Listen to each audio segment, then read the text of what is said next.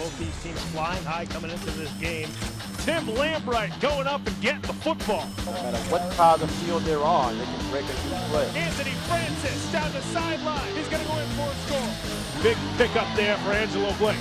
He just picks up those big chunks of yardage each time he carries the ball. Boston just seems to be a little sharp out in this game.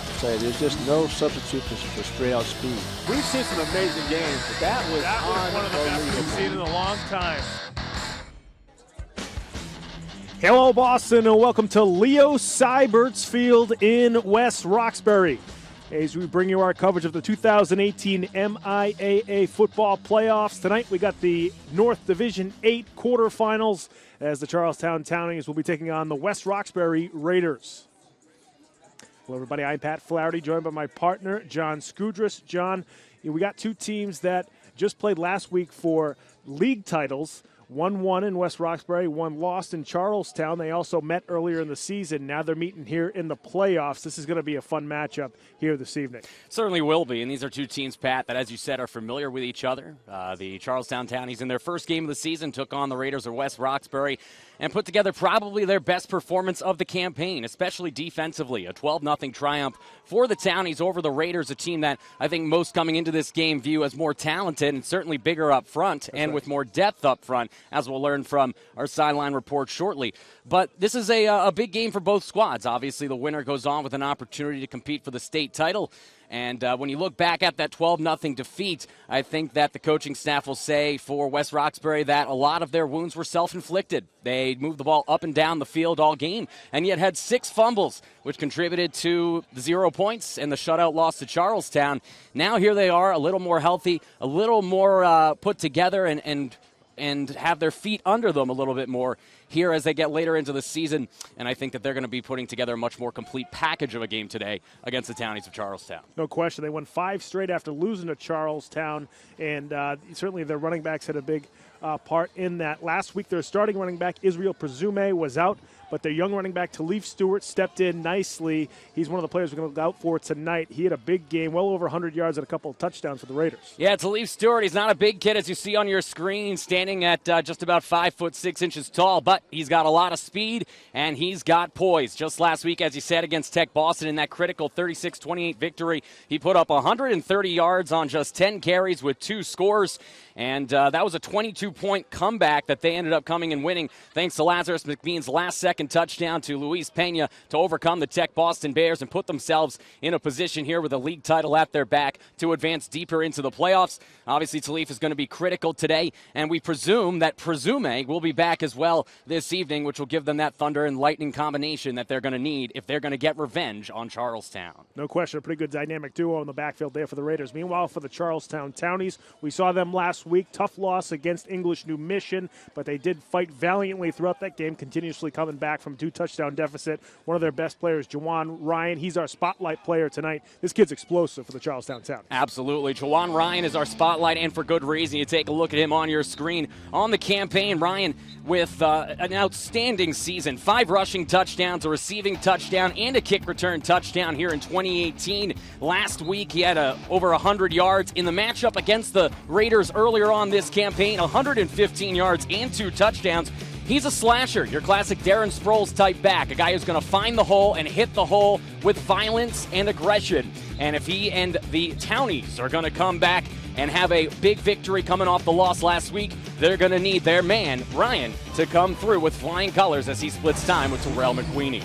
No question. Ryan can also catch the ball out of the backfield, as you saw right there. Nice catch for a touchdown last week. He had 115 rushing yards and 2 TDs against West Roxbury. In Charlestown's first game of the season, it was the second week for the Raiders. 9 total touchdowns this season for Jajuan Ryan, so he's a player that can score from any part of the field, and we should see some of that tonight if he gets the ball out in space. Now, for more on this game, we're going to go down to our sideline reporter, Noah Riley, who's got an update for us. Noah, what do you have?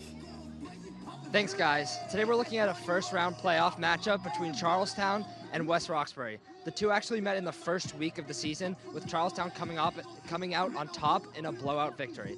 However, both teams have significantly improved since then, and this definitely makes for an interesting matchup.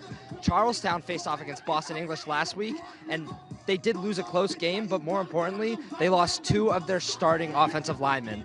Kelvin Lara, who's the starting right guard, and Luis Guarubin, who's the starting center. On top of that, Amari Forbes, a running back and a dime back for Charlestown, has also been ruled inactive. So for an already thin team, it'll be interesting to see how they can compete with this deep, big West Roxbury team. Guys, back to you. Thanks very much, Noah. Amari Forbes, also a big loss for Charlestown, along with those 2 offensive linemen. Forbes, one of those running backs who can also catch the football. So we'll see if any other receivers emerge tonight for the Townies as they take on the West Roxbury Raiders here at Leo Sybertz Field in West Roxbury in the North Division 8 quarterfinals. Folks, we're going to head to break. When we come back, we'll have the opening kickoff here from Westy right after these words. Don't go away.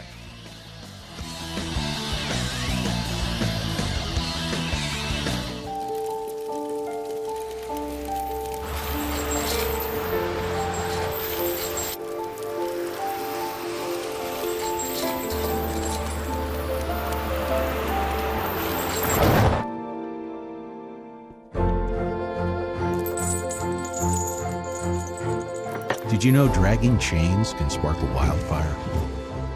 Only you can prevent wildfires. We cannot be bystanders. We can stop to make sure someone is okay. We can warn someone when their drink isn't safe. And disrupt the situation. We can get someone a cab. Or walk them home safely. We can make campuses safer for our friends. Our roommates. Our classmates. Our fellow human beings. We cannot be bystanders. We can intervene. It's on us. all of us. Learn how and take the pledge at itsonus.org. Look at you. You're at the top of your game. You're unstoppable. Nothing can throw you off track. Wait, is that your car? Uh-oh. Yeah, I saw that coming. That will throw you off track. You're looking at around 10 grand in fines, legal fees, and increased insurance rates. Let's try this again. Smart move. Because buzz driving is drunk driving. Hey, you. Yeah, you. Getting that college education? What are you gonna do? Graduate and take some office job? Be like everybody else? Or will you dare do something different? Like, be a teacher. You could be my teacher. You got the skills, the smarts. Yes, you. You could be the teacher I never forget. That'd be cool. Does that corporate job even have recess? What are you gonna make of yourself? What are you gonna make of me?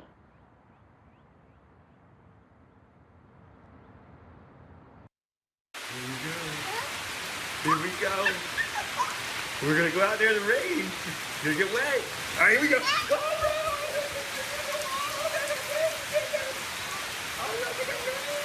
Okay, quick.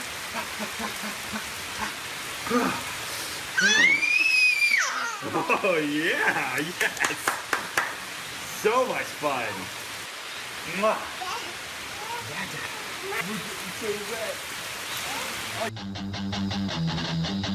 Welcome back to Leo Sybertz Field in West Roxbury as we bring you the opening round of the MIAA Football Playoffs. It's the North Division 8 quarterfinals. West Roxbury Raiders hosting the Charlestown Townies.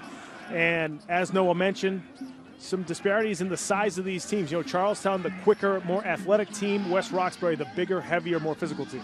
Yeah, absolutely. It's one of those classic battles of size versus speed. Charlestown, obviously, with the speed advantage, both offensively and on defense. Their defense that loves to pressure. Think the early 2000s Jim Johnson-led Philadelphia Eagles. They're going to bring a lot of blitzes, put 8 men in the box, and force you to beat them through the passing game. That's something that Lazarus McBean has not had a whole lot of success doing this year, despite the win and the come-from-behind victory with his 22-yard touchdown pass to Pena last week against Tech Boston. And, Pat, this is a big game for West Roxbury because, you know, I don't think it's any secret. West Roxbury High School might be closed down this off-season or after the football season is over.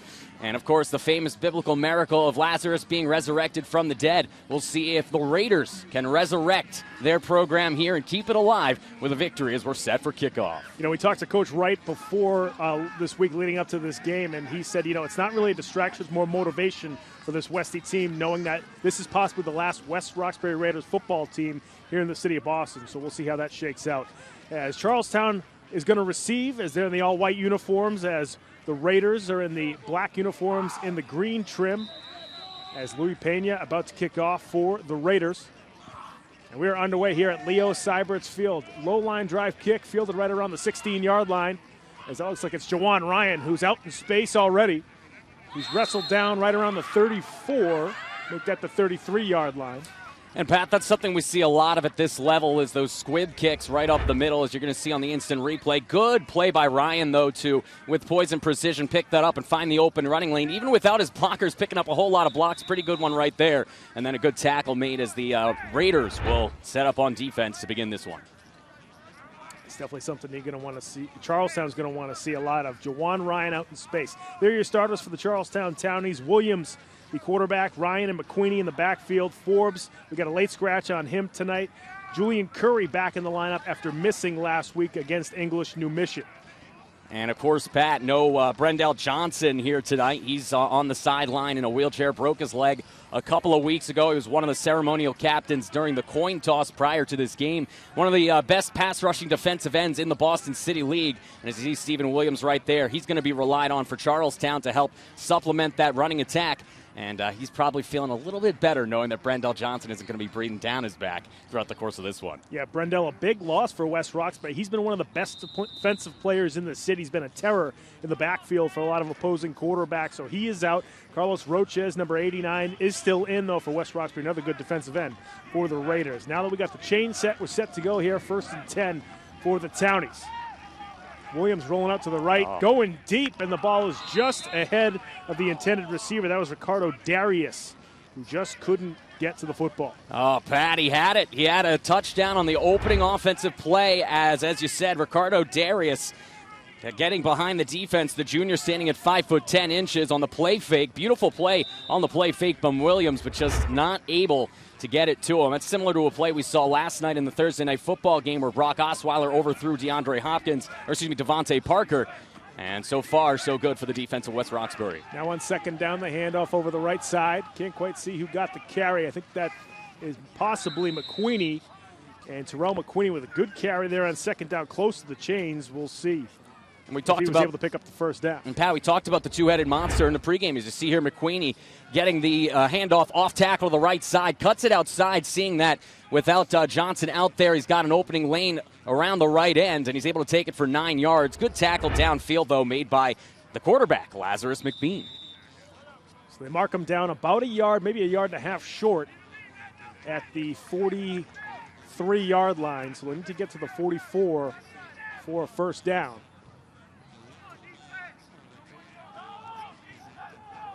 And, of course, Stephen Williams last week, 9 for 14, Pat, with 3 touchdowns. So he's shown over the last couple of weeks that he's progressed as a passer. We'll see if they decide to go with a run here as we'll get a flag. Early movement. We'll see who gets called for it.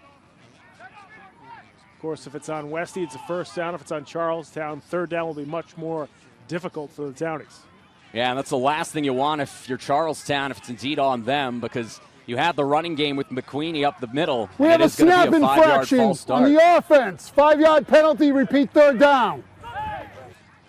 Certainly a little backbreaker there for Charlestown, close to a 1st down, and then they get the early movement. Yeah, you take a look. They tried to go with the hard count on 2, and looked like the center might have budged a little bit. That's the call, the snap infraction. So you go from 3rd and 1, where you know that a run is likely coming. Looked like it was going to be a quarterback sneak with Williams. Now on 3rd and 6, do you end up going with a pass here? They're coming out with 4 wide receivers, Pat, so it looks like that might be the route. Yeah, Jajuan Ryan, the lone back in the backfield. Now for Charlestown, Williams out of the shotgun, flips it over to Ryan over the left side. Jajuan got some space, gets the 1st down and more. Ooh. Ryan is then popped on the sideline right around the West Roxbury 46. And that's Luis Pena delivering the big blow, the man who caught the game-winning touchdown pass against Tech Boston last week. But as you said, there's the speed that we alluded to of Jajuan Ryan. He had a man on his tail right off the initial catch out of the flat from the pass from Williams. You'll see it on your screen right here. But utilizing his speed to outrun Derek Bertucci, the senior for West Roxbury, and get a big 1st down on the opening drive.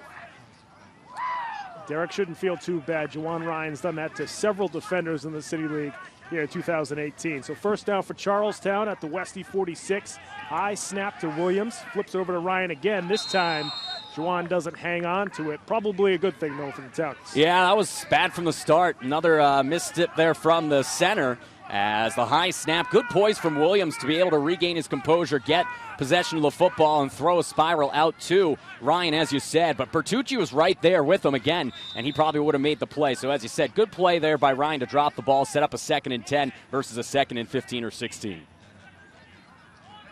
As we mentioned before, or as Noah Riley mentioned before, the starting center for Charlestown injured last week, so they have one of their left guards, Osiris, now moved over to center. So anytime you have guys that are switching positions, especially up front, it makes it a lot more difficult.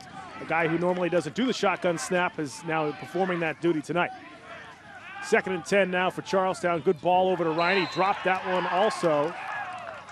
We have an inadvertent whistle. Looked like Pena intercepted it down on the sideline, but...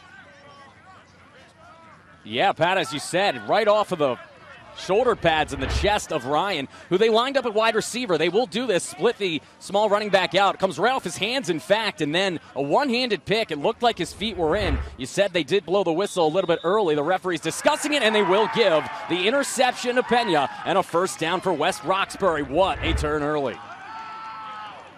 Get a look at it. Decent ball there from Williams. Yeah, that's just a misstep for their star, Ryan.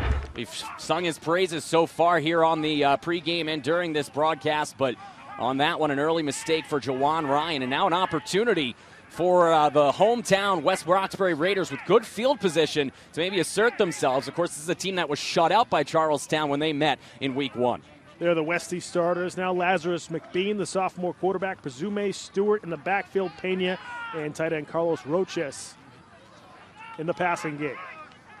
West Roxbury now with the football at their own 42-yard line after the interception by Luis Pena.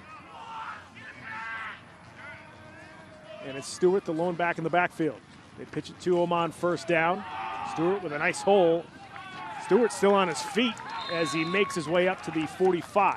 Such a shifty runner is Elise Stewart. He gets the pitch. He beats the initial containment on the near side, as you'll see here, getting the pitch from McBean and then beating the defender right there, number 76. And then right here, number 9, he's got an opportunity to make a play. That's Timothy Smith, a senior for Charlestown, getting a little bit too unaggressive there and towards the sideline, thinking maybe that the running back was going to come out of bounds, but that's not something Elise Stewart likes to do. He's not afraid of contact. 13-yard pickup there for Stewart.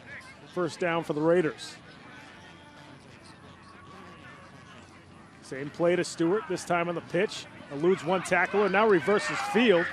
And Stewart this time going to be gang tackled in the backfield. There you see the youth and inexperience of Talib Stewart. Yeah, absolutely. That's not the play you want to make if you're Talib Stewart. It's the same exact play that they called on the initial play of the drive, and he's able to get around Bryant Stewart there, but instead of just continuing to come towards the near sideline and take whatever he can get, maybe a no gain, he tries to do too much, cut it back, and we see that all the time at every level of sports, especially in high school and college. Players just think that they're able to cut back and beat the defense the other way, but the containment was solid on the other side, and now it sets up a 2nd and 15 for West Roxbury.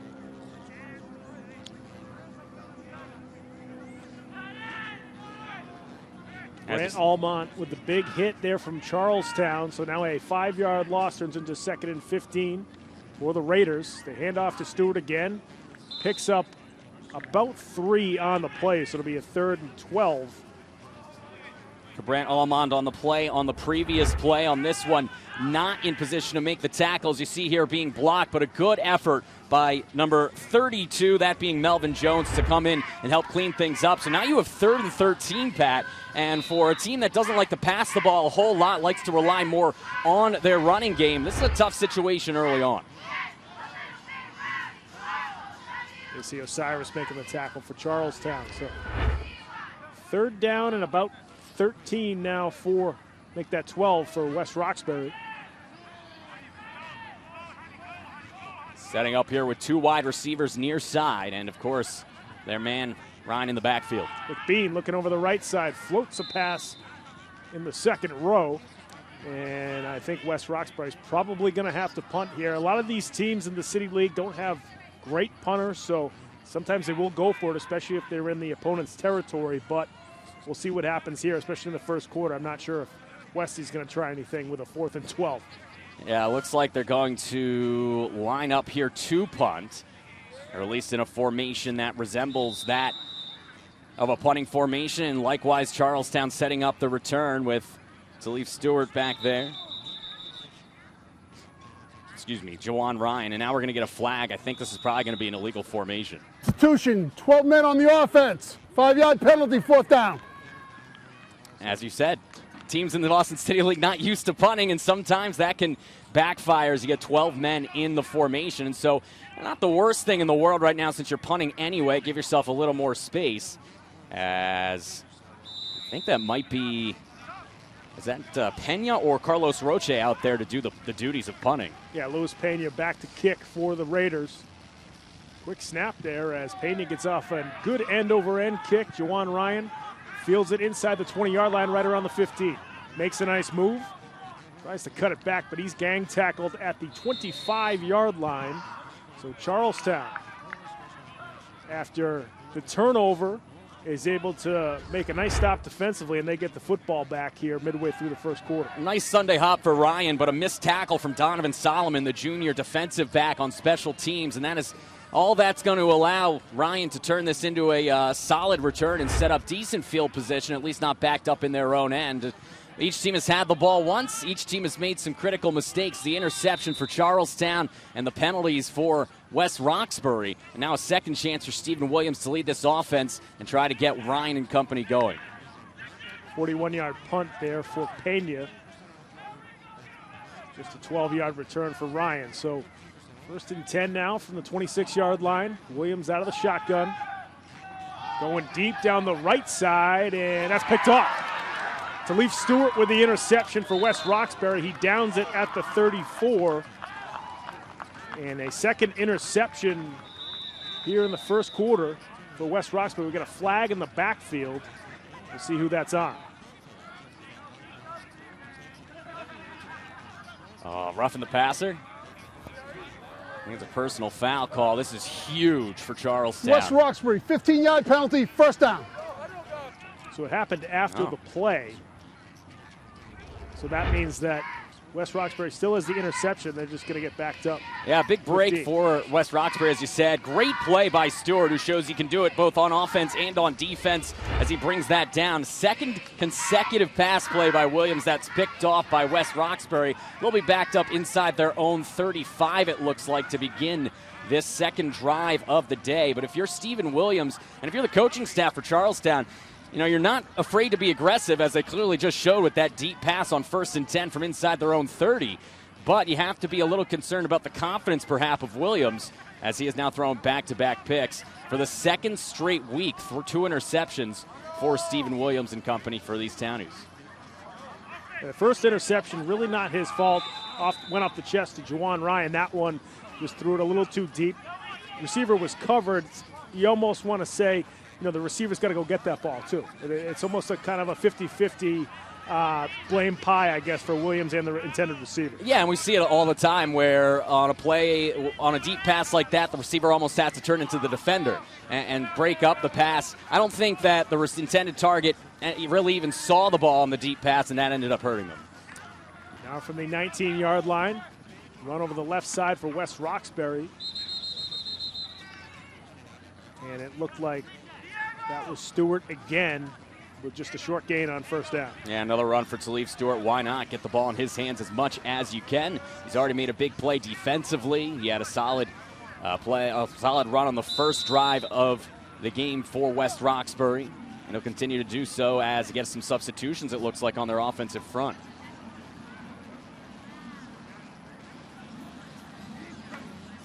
We talked about the size advantage. Look at the big boys up front for the Raiders, dwarfing that for Charlestown. Obviously a key cog to their offensive and rushing attack this season.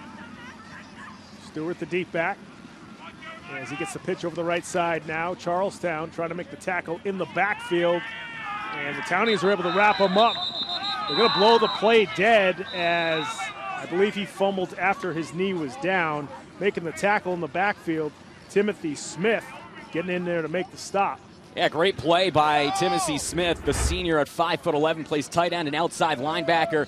And this is what we saw on the first drive with the running backs able to get outside and break containment. Smith able to hold him down until help arrives. It was Smith as well as Jeremiah St. Louis who comes over to make the play. And that puts a big 3rd and long yet again for West Roxbury. This is their second straight drive where they had 3rd and 13 or more. Yeah, they mark them down at the 14-yard line. It'll be a 3rd and 15 for the Raiders.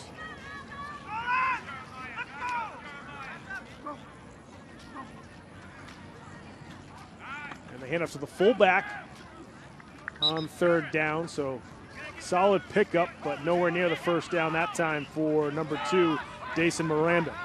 And end up just really deferring here on 3rd down with the run up the gut to Dason Miranda, the senior, and that's probably the right move. I think that the last thing you want to do is put the ball up in the air with McBean, a guy who is not your typical, prototypical pocket passer. Now another punt here for West Roxbury. Pena again back to kick. Good high spiraling punt for Pena as Ryan fields it at the 45. Jajuan Ryan with a nice cut. Still on his feet down the sideline. Ryan is then hit out of bounds right around the 27 by Pena. Pena just saved a touchdown. Absolutely. The punter Pena comes over to make the play after the one hopper to Ryan sets up an opportunity. And again, the coverage unit on the punt doing a much poorer job than the punter himself, Pena. Coming into this, we weren't quite sure what Pena had in his leg. He's shown a pretty solid one, able to get a lot of hang time, which if you'll ask any special teams coach is all you're asking for from your punter, especially at this level. But now great field position, Pat, for a team in Charlestown that moved the ball well. They just turned the ball over twice. They marked Ryan down at the 26. So a 28-yard return for Ryan sets up Charlestown at the 26-yard line. The handoff to McWeenie. And Terrell plowing forward up to the 21-yard line. So a pickup of 5 on 1st down. And as I said in the pregame show, thunder and lightning with both McWeenie and Jajuan Ryan. Jajuan being the lightning and McWeenie bringing the thunder. Right here, breaking the initial tackle, bouncing off a couple of men, and then carrying 3 Raiders for a solid gain on 1st down of 5 or 6 yards. That's all you're asking for from your big back, McWeenie. And now they bring Ryan back in to set up the lightning. Of course, one problem with McWeenie over the course of his career has been fumbleitis. He fumbled twice last week. See if he can hold on to it today. Handoff to Ryan now in 2nd down and 5, and he shoots through the gap right around the 16 is where he's tackled, and I believe Charlestown picked up the 1st down. They certainly did. Solid run from Ryan right up the gut. Off the right guard. Great lead block by number 4. That's Jeremiah St. Louis again. And really, to be honest with you, Pat, this is the complete opposite from what we saw in the first game, the 12-0 game, where we saw the Raiders move up and down the field, but turnovers ended up hindering them. This time, it's the visiting Townies moving up and down the field with the 2 turnovers, keeping them at 0s.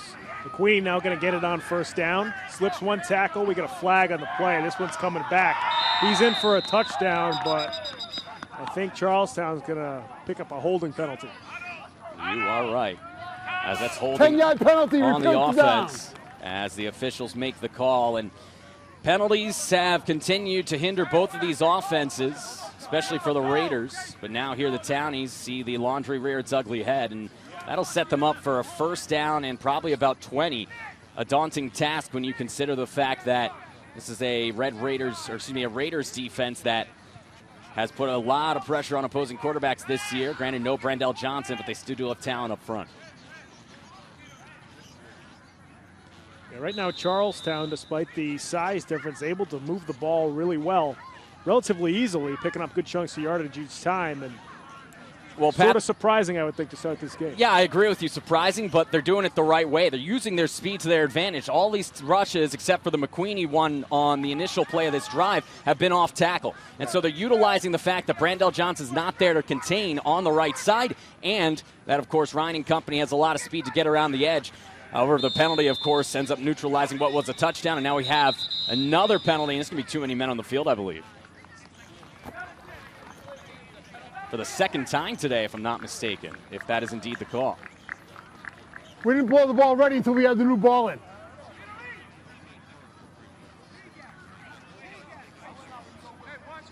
We'll see if we can get an explanation from the head ref. He's talking to Coach Dave Cahill right now. There's a 5-yard penalty in the offense for delay of game. First down.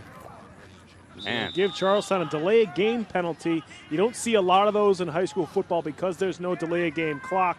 Usually the ref will try to tell a team, you know, you're a couple seconds away, but right now they get a penalty. I think in the playoffs they're probably a little more strict about it. So it'll be a first down and 20 now for Charlestown as they continue to back up now at the 30-yard line.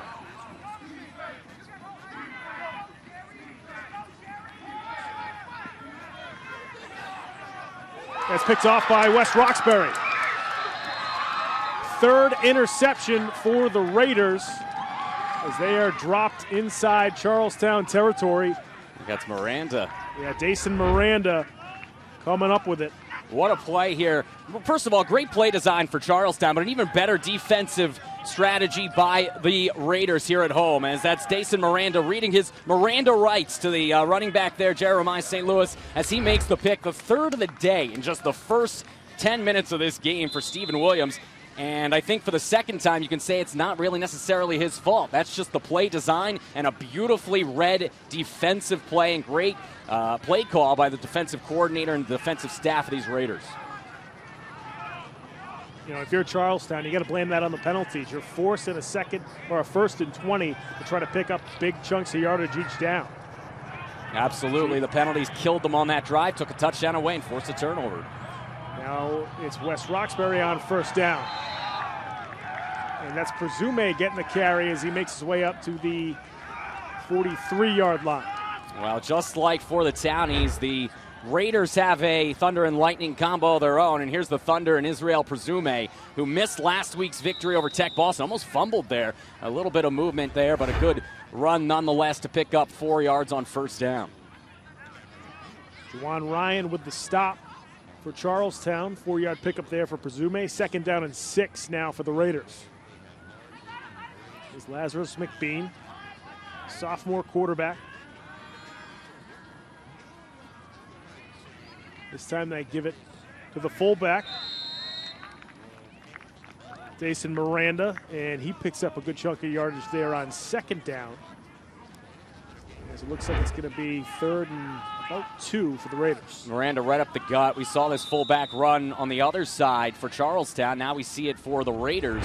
Just picking up a couple of yards, and much to the chagrin of the defensive coaching staff for Charlestown, an opportunity here for a third and short. Probably just about a long 1 or third and 2 yards.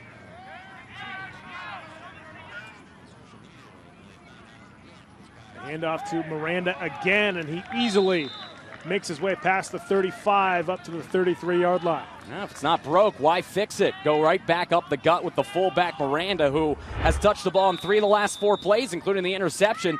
Guy makes a great play defensively. Why not reward him by putting the ball back in his hands? Miranda gets the first down. And for the first time in this game, Pat, the Raiders are driving with an opportunity to put up some points. You get another look at it as Miranda just straight up the gut. No fancy footwork there.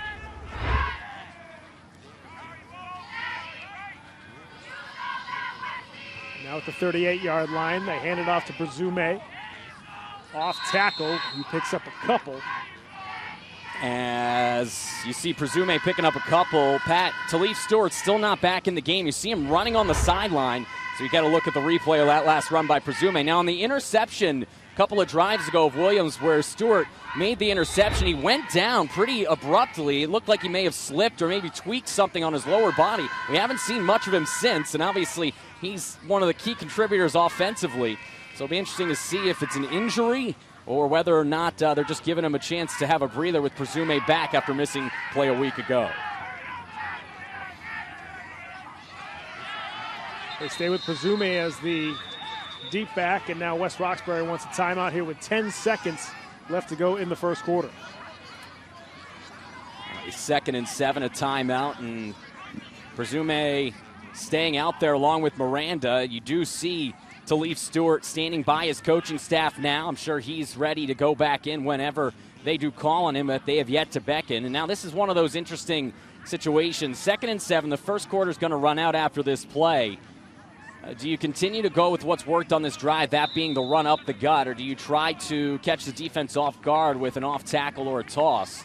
We saw a lot of off tackle runs with Stewart in the first and second drives of the game for the Raiders. On this drive, however, it's been all up the gut, off the center and guards for West Roxbury. They fake to Presume here on second down. McBean is going to have to throw it away. Smart decision by the young quarterback. Yeah, smart decision by McBean. There's nothing there. Just get rid of it. Don't make the same mistakes that Charlestown did by throwing into coverage. But off a timeout, interesting play call. You know, you've been running the ball pretty well against Charlestown, especially with Presume up the middle and with Miranda as well. And so you elect to go play action pass. Now, maybe they're just trying to catch the Townies off guard, but even better play by the Townies defense. They were glued to every single target that they may have had downfield for McBean.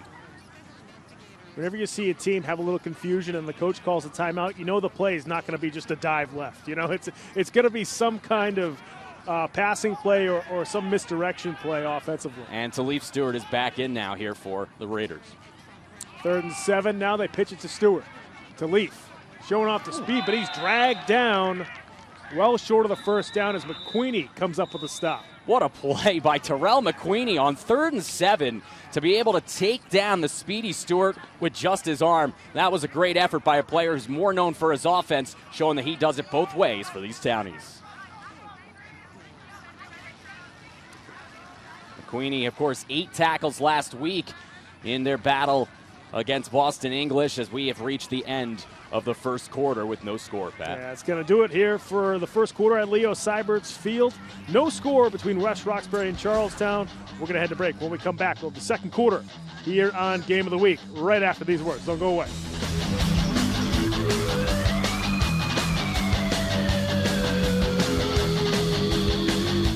Green hat, red hat, oops.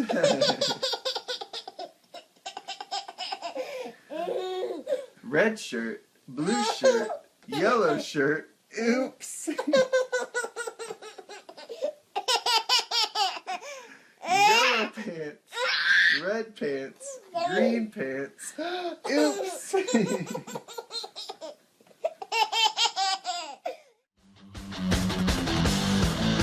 Welcome back to Leo Sybertz Field in West Roxbury for the North Division 8 quarterfinals. The Charlestown Townies taking on the Boston North champion West Roxbury Raiders. Folks, as we get ready to start the second quarter, you want to follow us on social media. You can go to our Facebook page. Go to facebook.com/GameOfTheWeekBoston. A lot of good stuff up on there. You can also follow us on Twitter at Boston City TV. And if you want to tweet at us, use the hashtag BostonGOW.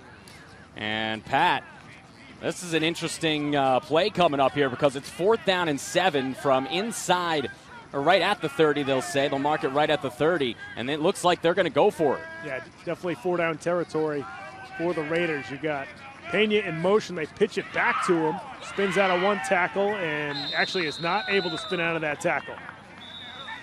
Nice job getting in the backfield there by Green as he comes up with a stop.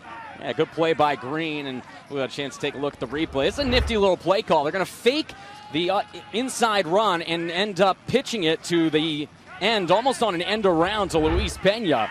But great poise by the defensive front for the Townies as they're able to limit that to a loss of yardage and a turnover on downs. And now a reprieve for Stephen Williams again. He has 3 interceptions, a couple of them not necessarily his fault. But yeah, here we are, still goose eggs on the scoreboard as we really just get underway here in the second quarter. So big stop there by Neil Green on 4th down, and this Charlestown defense continues to make big plays here. West Roxbury's had so many chances with those 3 turnovers, but unable to move the ball too much. And on 1st down, it's Williams flipping it out to Ryan, and he had nowhere to go with it. Big-time hit from Jason Miranda. And Miranda continues to excel when covering Ryan. It looks like he's going to be attached to Ryan's hip all evening long. You take a look on the replay. They bring the pressure up front. The ends on contain, protecting against the quarterback run. But instead, he ends up swinging it out into the flat again. And Ryan gobbled up immediately on a beautiful play by Miranda. And now the Tides have turned the other way. 2nd and long for the Townies. And for the second straight drive, shooting themselves in the foot with some negative yardage. Miranda's had a nice first half so far. A couple of nice runs and a couple of nice defensive plays as well. So 6-yard loss in the play. 2nd down and 16 now for Charlestown. High snap. Williams has just got to get rid of it. And that's got to be going to be intentional grounding. Certainly still in the pocket.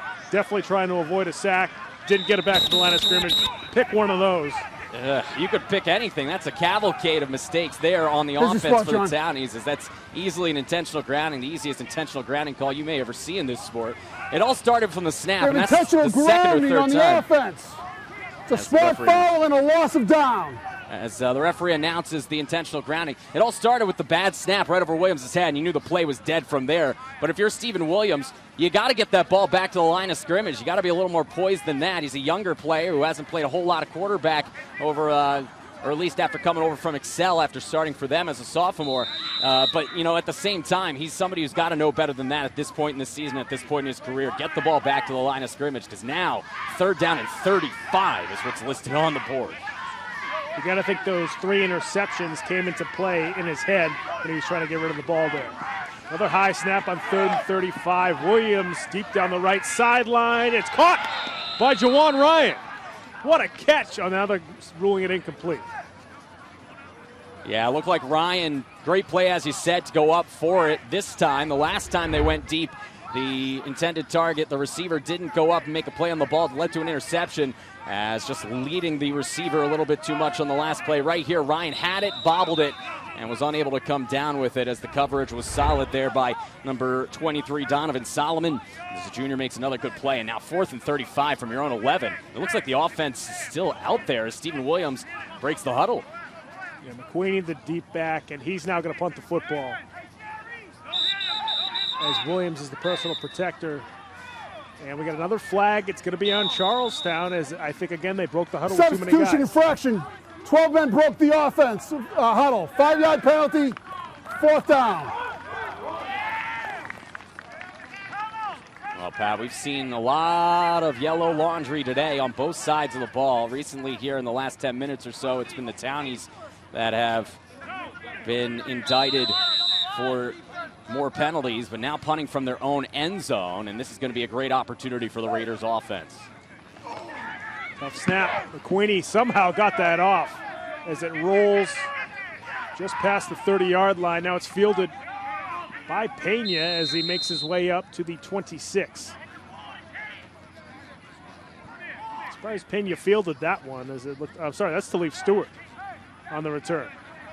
30-yard kick and a 4-yard return, but heck of a play here by Mcweenie, as you said, just to get the punt away. The high snap, and just gets it through the wickets of a couple of special teamers for the Raiders, but now excellent field position for West Roxbury, something they haven't really experienced despite the 3 turnovers today, is good field position. We'll see if they can take advantage of it as they break the huddle for 1st and 10. Charlestown's defense going to need to come up with another big stop here early in the 2nd quarter. 5 quarters against the Raiders. Charlestown has yet to allow a point. Now on 1st down, the handoff to Stewart. Got a nice hole as he makes his way past the 20 up to the 19-yard line. This time they go back to Stewart up the gut. He's been primarily running off tackle or around the end. On this one, on replay, you'll see he bobbles the initial handoff and almost ends up giving it away right back to Charlestown. Was able to regain his composure. Good tackle made there. I believe it was Terrell Mcweenie making the play for Charlestown, as he's been in on every play almost today. 6-yard pickup on 1st down for Mcweenie. 2nd down and 4 now for the Raiders. And the handoff over the left side. That's Miranda again as he knifes his way up the field to the 11.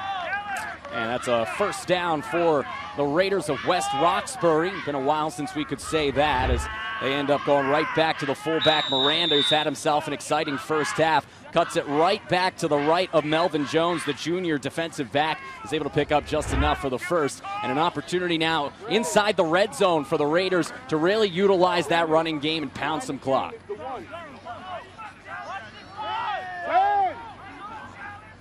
29 yards on 4 carries now for Miranda. And they pitch it to Stewart again. Stewart with some blockers in front of him. Inside the 5, inside the 2. He's in for a touchdown. picking up where he left off last week. Stewart with a nice run to pick up Westy's first score against Charlestown this season. Yeah, you said it. West Roxbury had been snake bitten by fumbles and penalties throughout the first 5 quarters of their matchups against Charlestown, but here you look at the power. We were talking about the speed of Elise Stewart. This time Elise showing off his power, running right over the linebacker and turning it into 6 points, as we'll get an opportunity now to see them go for 2 and try to make it 8-0.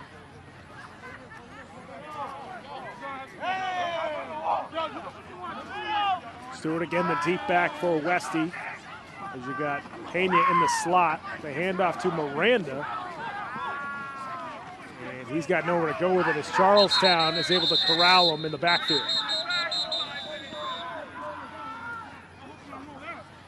It's a run right up the gut. Actually, that was Carlos Roche, the tight end, who was lined up at fullback, and they tried to use the interior run to power their way through the defensive tackles up front. As you see Roche, though, bottled up. Good play made by Terrell Mcweenie. Who else? He's been doing a great job both offensively and defensively. The Townies almost losing the ball. And in high school, you can take that back for 2 points if you do fumble it. So that could have been a big play, but the play was blown dead before the ball ultimately did come out.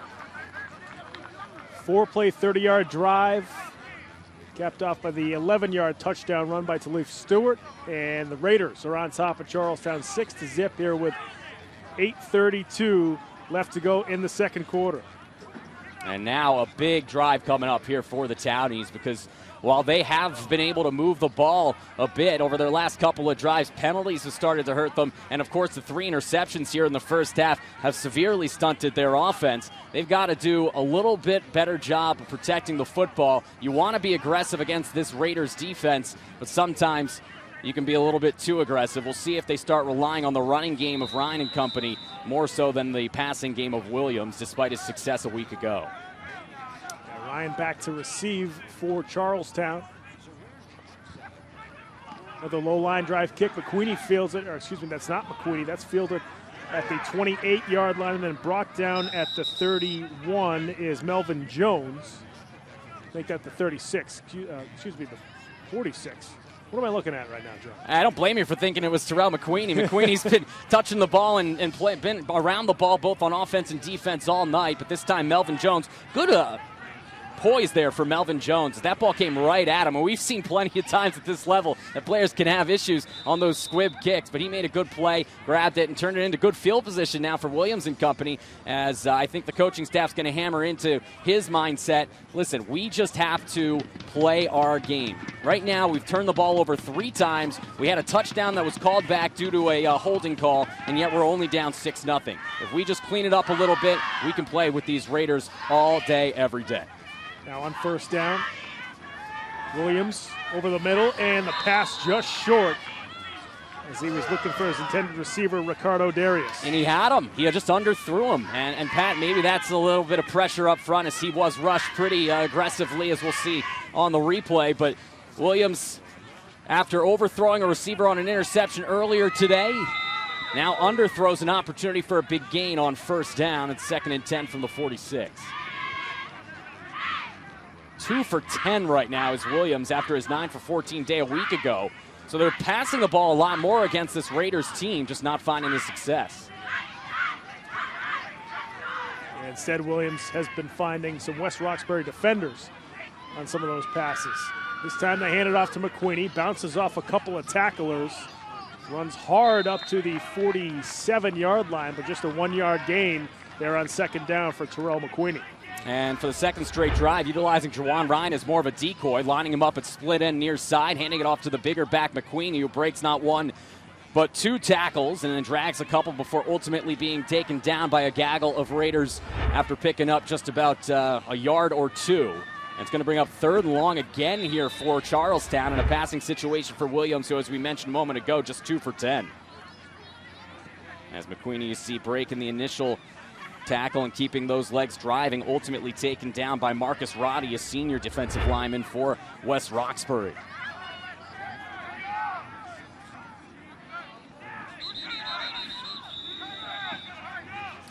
And now Charlestown wants to take a timeout. 7:27 left to go here in the second quarter. And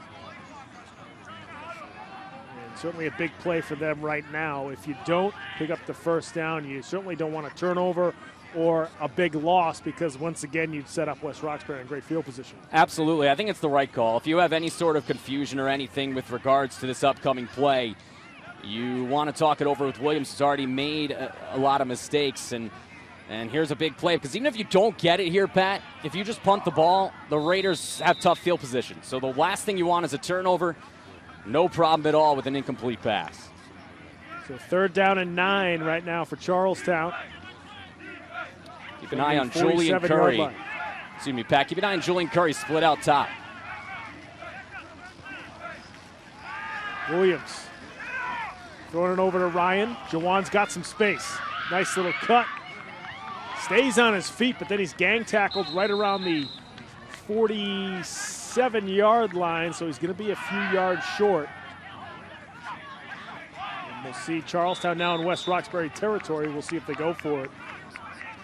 Yeah, I was about to say, as we're going to get a flag after the whistle, because there was a little pushing and shoving, as right in the middle of it, big Carlos Roches. Like you said, Carlos. And if that's on him, that is a absolute backbreaker for the Raiders of West Roxbury, who had held them and had an opportunity to force a 3-and-out or force a tough 4th down play. Instead, we may see an automatic 1st down.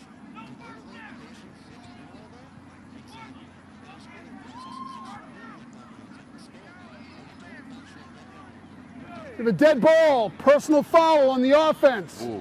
Number 85, unsportsmanlike conduct. That's his first of the game. 15-yard penalty.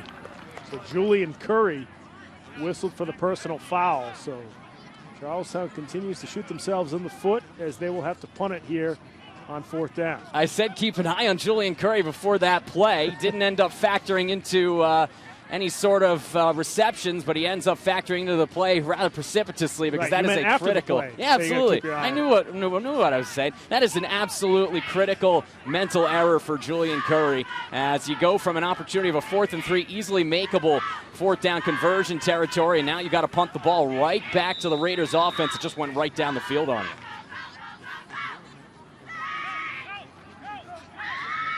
Stewart and Pena back to receive. We get another flag, and Charlestown just cannot get out of their own way on offense. Yeah, another flag on Charlestown. First down on the offense. 5-yard penalty, repeat 4th down. And that just turns 4th and long into 4th and longer. They'll still punt the ball away, and as we've seen, this injury and the injuries on the offensive line continuing to hinder the offense for Charlestown. As you take a look here, Pat, at that penalty, and then, oh yeah, Curry just came right after, and it looks like Ryan was getting into a big of a shouting match with Carlo Roches, but you got to be smarter than that if you're Curry. They're always going to get the guy that comes in last. End over end punt there for McWeenie. Takes a good bounce there for Charlestown. It's going to roll past the 30-yard line, down to about the 25, so nice punt. I think that's a 23. A 49-yard punt. Wow. There for McWeenie. And our sideline reporter, Noah Riley's got an update for us. Noah, what's happening down on your end? Thanks, guys. During the first quarter, I got a chance to catch up with Brendell Johnson. He was the wide receiver who you may have noticed was being wheeled out in a wheelchair prior to the game by West Roxbury. He talked about getting injured against Brighton, in which he broke his tibia on a 2-point conversion. And this is especially important to him because not only is he a senior, but as we've talked about before, West Roxbury High School is closing next year, and it's unknown whether they will have a football team. So as a senior leader on this team, somebody who was immensely popular, both on the team but also with his classmates here at school, he's really hoping that even though he's not playing, they'll kind of embody his spirit and push this team forward throughout the playoffs, making a deep playoff run. Thanks, guys, and back to you. Thanks very much, Noah. On 1st down, it's Stewart again. No, that's Miranda that time with the carry. Big fullback continues his good first half. Yeah, Miranda continuing to be the lead dog when it comes to the rushing attack. We didn't mention him a whole lot in the pregame show because he hasn't been the man that they focused on, but solid day, not only offensively, but he also had that big interception on the second drive of the game for the Townies. And going back to what Noah said, You know, the Raiders, obviously, without Brandell Johnson, one of their heart and souls of this team, but he's still on the sideline, and he's still there with the boys at practices and here at games. And there's really no measuring what that type of leadership as a senior, knowing your program might be extinguished after this year, can bring to the club as we get another penalty here in the first half. I think this one is on West Roxbury. 5-yard penalty, repeat second down. Back the Raiders up 5. So instead of a 2nd and 2, it'll be 2nd and 7. 38 yards on 5 carries here with 5:51 to go in the first half for Miranda. And, of course, the interception as well. So he has been everything he could have asked of and more for Derek Wright and the Raiders coaching staff. But, again, penalties continuing to hinder both of these offenses. And what we did anticipate would be a low-scoring affair. But certainly lower scoring here with penalties taking not only one score off the board, but also forcing a team or two into a punting situation. 2nd and 7, they pitch it to Stewart. He's got a ton of room over the left side. He's dropped right around the 31. A big pickup there for Elise Stewart, the junior tailback, and that's a first down for West Roxbury. Another pitch around the near side left end here for Elise Stewart. The lead block, Dason Miranda, who's getting it done not only with the ball in his hands, but also with the block right there. And then a good tackle made from behind, play made there by Jeremiah St. Louis, who today has been all around the football, both offensively and defensively.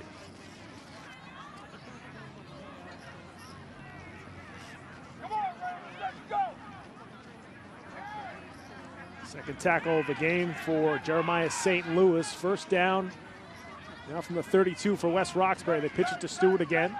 Tries to dance away from some tacklers. He shoved out of bounds at the 34.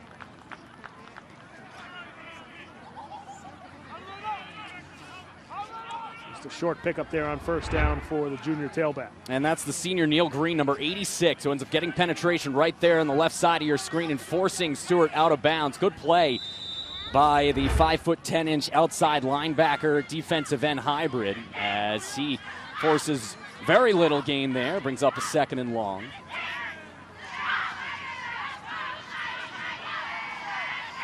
Eight men in the box right now expecting the run.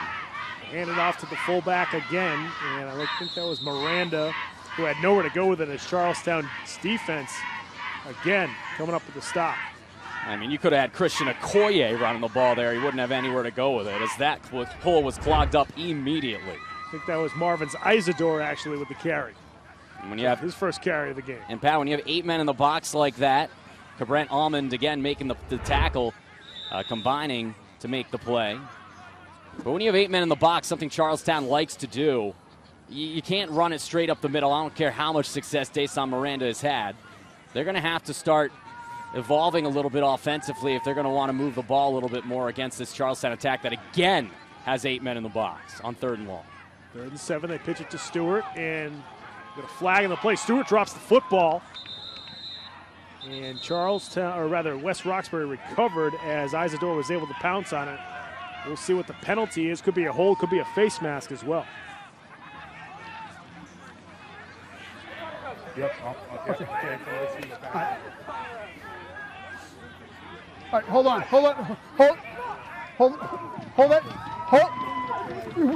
Is that?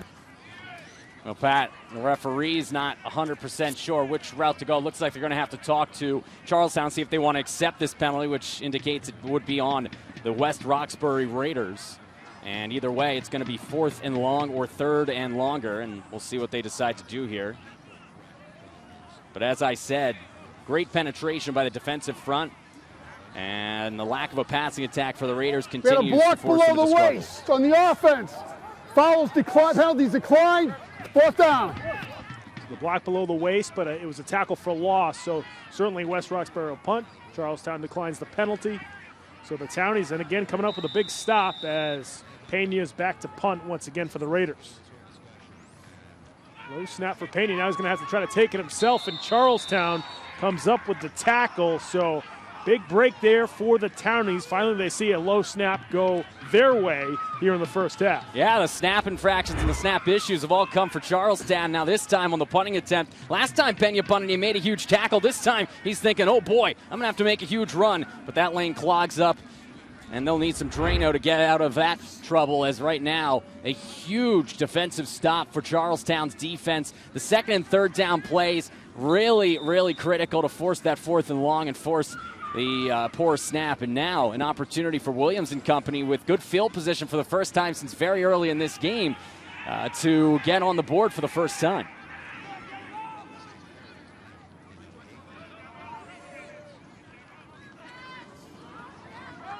Charlestown from the 22. It's McWeenie on first down. Spins out of a tackler. McWeenie then shoved out of bounds right around the 19-yard line, looks like. So short pickup, but a positive gain there for the Townies. Yeah, great play by McWeenie, breaking out of the arm tackle, not one but two Raider defenders, and then spin moving his way outside. And we mentioned early in the game the size of the Raiders against the speed of the Townies.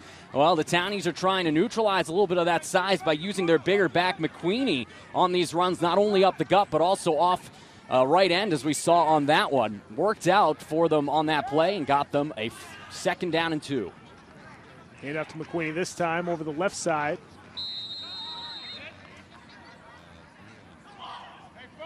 And just a short gain on that play for McWeenie, so it'll be 3rd and short now for Charlestown. And it's obviously 4-down territory, Pat, barring any penalties or any extracurricular activities. So an opportunity for them, if they want to continue to pound the rock inside for McWeenie. We have not seen Ryan do a whole lot out of the backfield. Most of his touches have come via passes, swing passes to the flat or passes deep, as we saw him almost make a miraculous catch a couple of drives ago, and McWeenie is right back in there. 3rd and 3 now for Charlestown. It's McWeenie again with the carry, tries to bounce it to the outside, and he is dropped in the backfield. Lost in the play for the Townies. And that's a play that Jajuan Ryan might have been able to make, bouncing it outside, but McWeenie more of a north and south runner, and he's going to pay the price for deciding to come out. Now his offensive front got pushed back immediately, forcing him to do so, and after he makes the initial broken tackle, he gets punished by Marcus Roddy, the senior defensive lineman. And now 4th down and a long 3 yards, closer to 4th and 4. This is a tough pickup here for Charlestown, but one they do have to go for. Yeah, certainly 4-down territory, being inside the 20-yard line.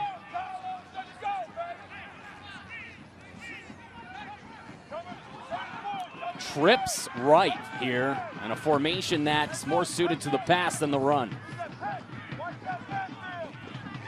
got Ryan at the top of your screen. Williams looking over the right side for a wide open receiver, and once again, just couldn't hook up. That time it was Neil Green open down the right sideline. No one was there for West Roxbury. No, breakdown in coverage. You had trips right. You need to have at least 3 defenders over there. They only had 2. And Stephen Williams' eyes lit up maybe a little bit too much, like a kid opening presents on his first Christmas, as he overthrows Green. As you said, he had the touchdown.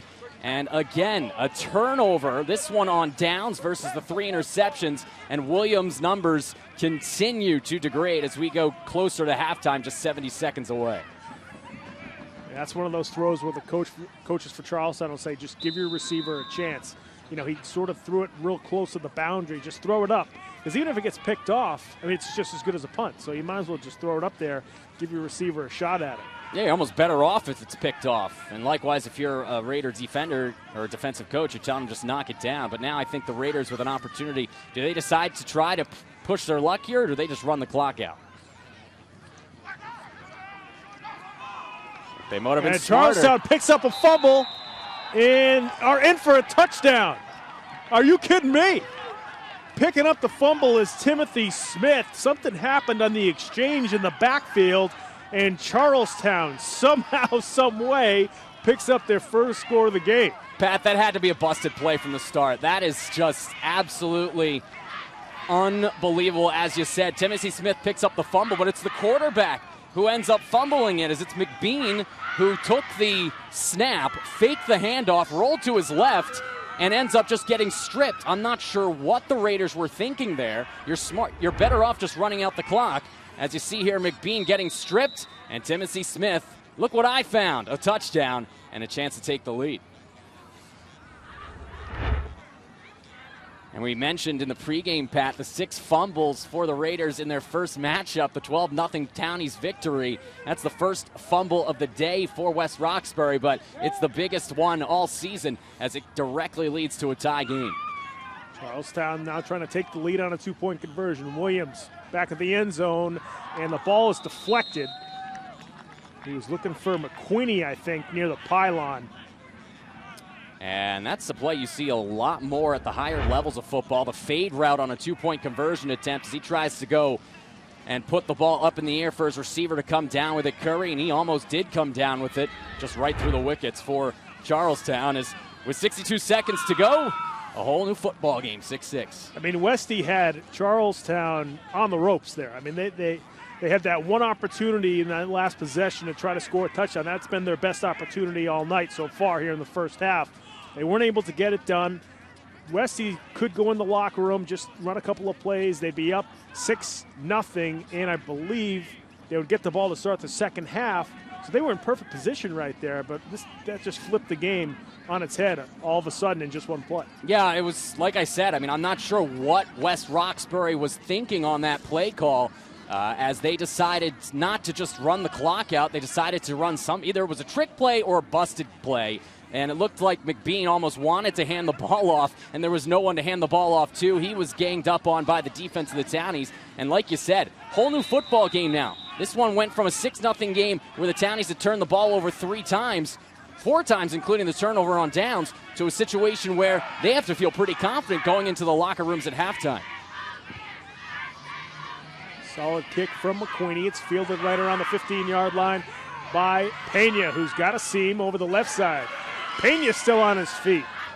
Luis Pena finally dropped right around the West Roxbury 42-yard line. A couple more shoves after the play.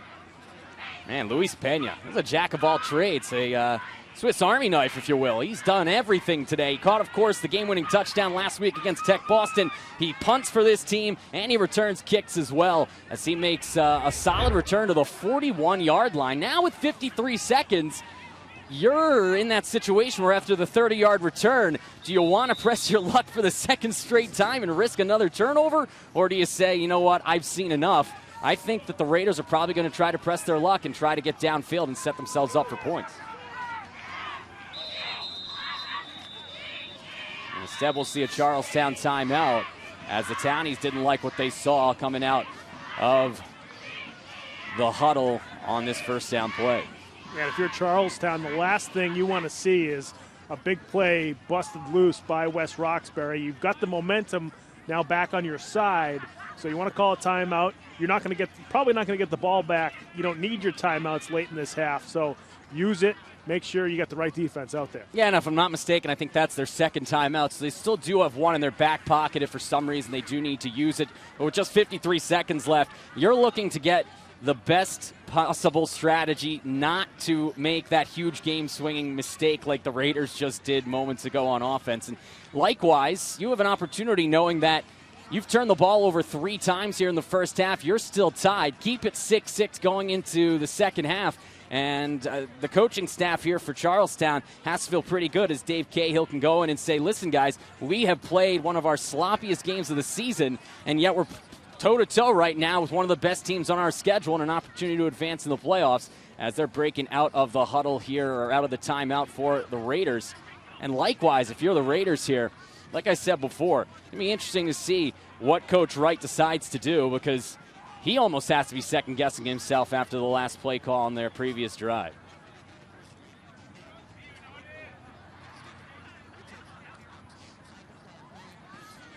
And, Pat, they were working a lot on option plays prior to the game. And we'll see if they elect to go with something tricky here. 2 wide receivers split out to the far side. The handoff over the right side to Miranda, and he picks up a nice gain there on first down up to midfield. And we're going to get a timeout for West Roxbury after the 9-yard gain or so there by Miranda. So they elect to go conventional, what's worked all day, what they probably should have done on their last drive, and just run up the gut with Miranda. And then now they did call timeout, so they'll stop the clock for a 2nd and 1.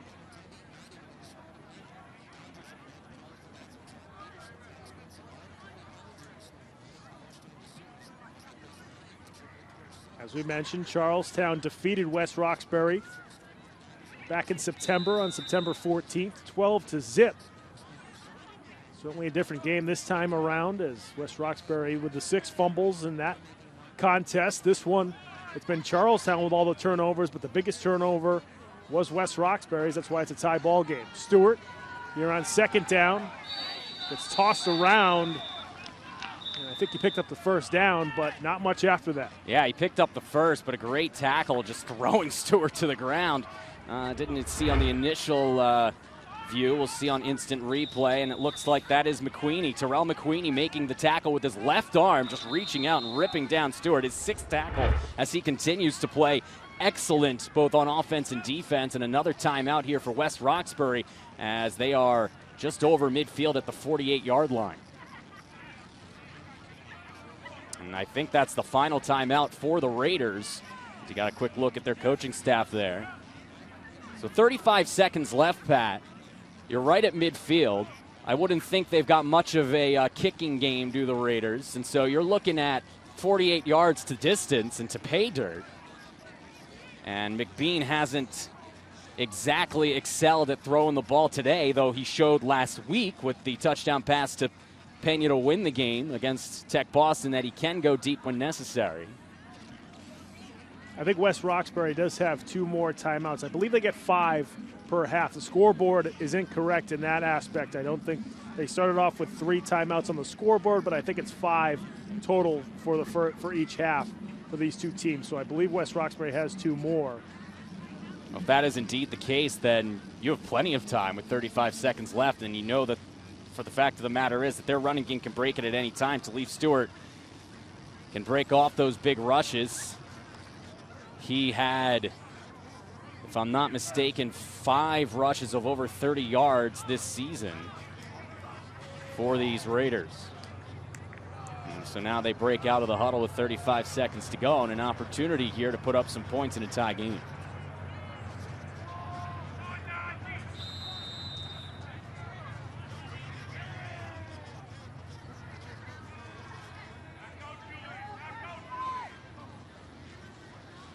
Trying to get Charlestown to jump.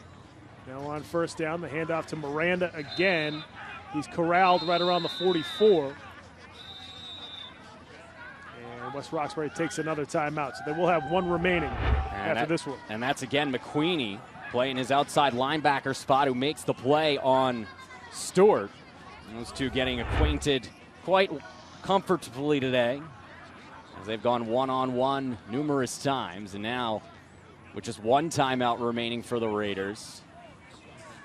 I mean, if you're West Roxbury, do you risk going to the air with the young quarterback who's already had a turnover here in the first half? Or do you just try to see if Stewart can break one, or Presume can break one, or one of these guys can bust open a run here at the end of the second quarter? Well, Pat, they say those that can't do teach or coach, and those who can't coach broadcast. So that's why I'm up here and not down there, because I would probably elect to air it out. I mean, what do you really have to lose? You're at the 44-yard line, assuming you don't fumble the football and force it back the other way for a long return. Even if you do throw an interception, you're forcing Charlestown to go 60, 70 yards in 20 seconds or so with 30 on the clock right now. You do still have the 1 timeout, so maybe try 1 more time for a Stewart break on the outside, but then once you exhaust all those timeouts, I see no reason at all not to try to just gun one down deep. McBean currently 0 for 2 throwing the football. He did throw the game-winning touchdown last week to Luis Pena against Tech Boston with about 4 seconds left. With 30 seconds left here before the half, we'll see what Westy does. 2nd and 6 now for the Raiders. Again, it's Stewart, the deep back, and Westy's going to back up 5. Yeah, false start. Down on the offense. 5-yard penalty, still first down. Another self-inflicted wound by the offenses of both of these teams. I mean, both have been riddled with not only turnovers but penalties as well, as we've seen more laundry than your local laundromat. As you see, I think it's the right guard who jumped, and he did. And that's a tough break coming off of a timeout, too. When you know that you're going to hard count, trying to get the opposition to jump offside, just got to be smarter than that, especially in a playoff game.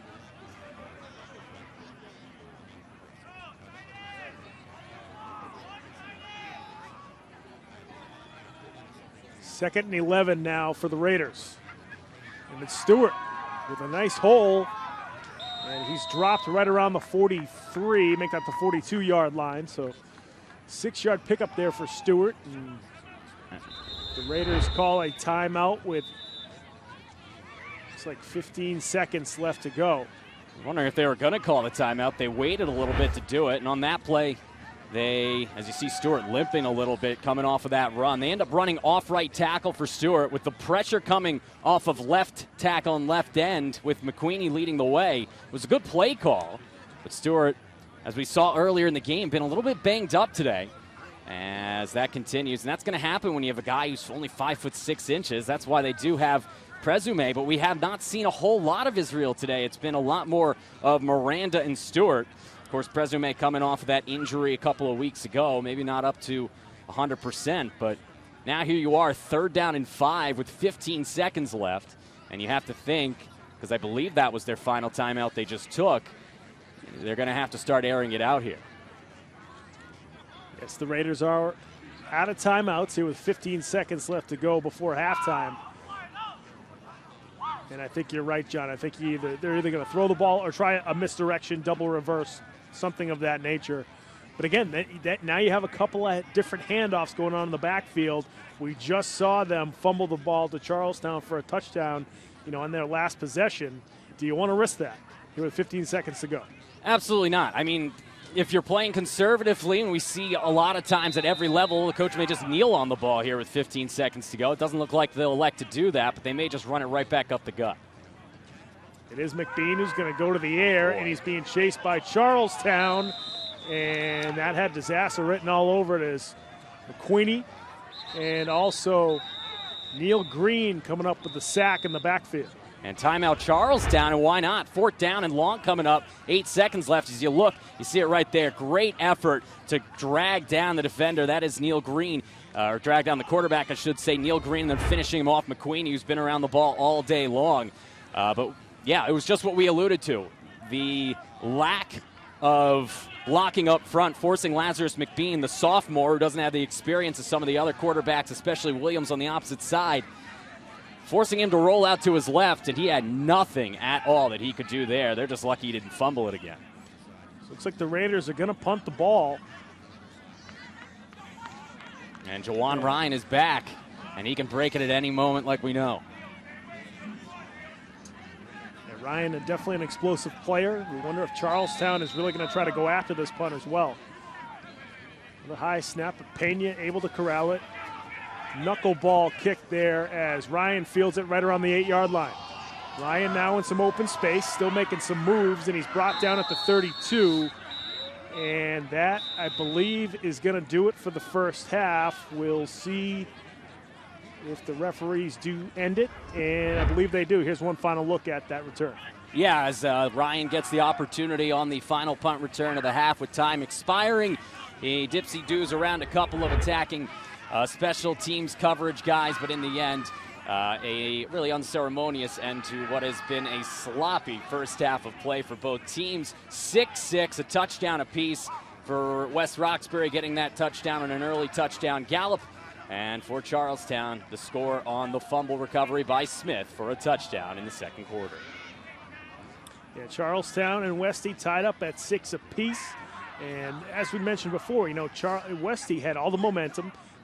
Charlestown was turning the ball over. They were getting called for penalties.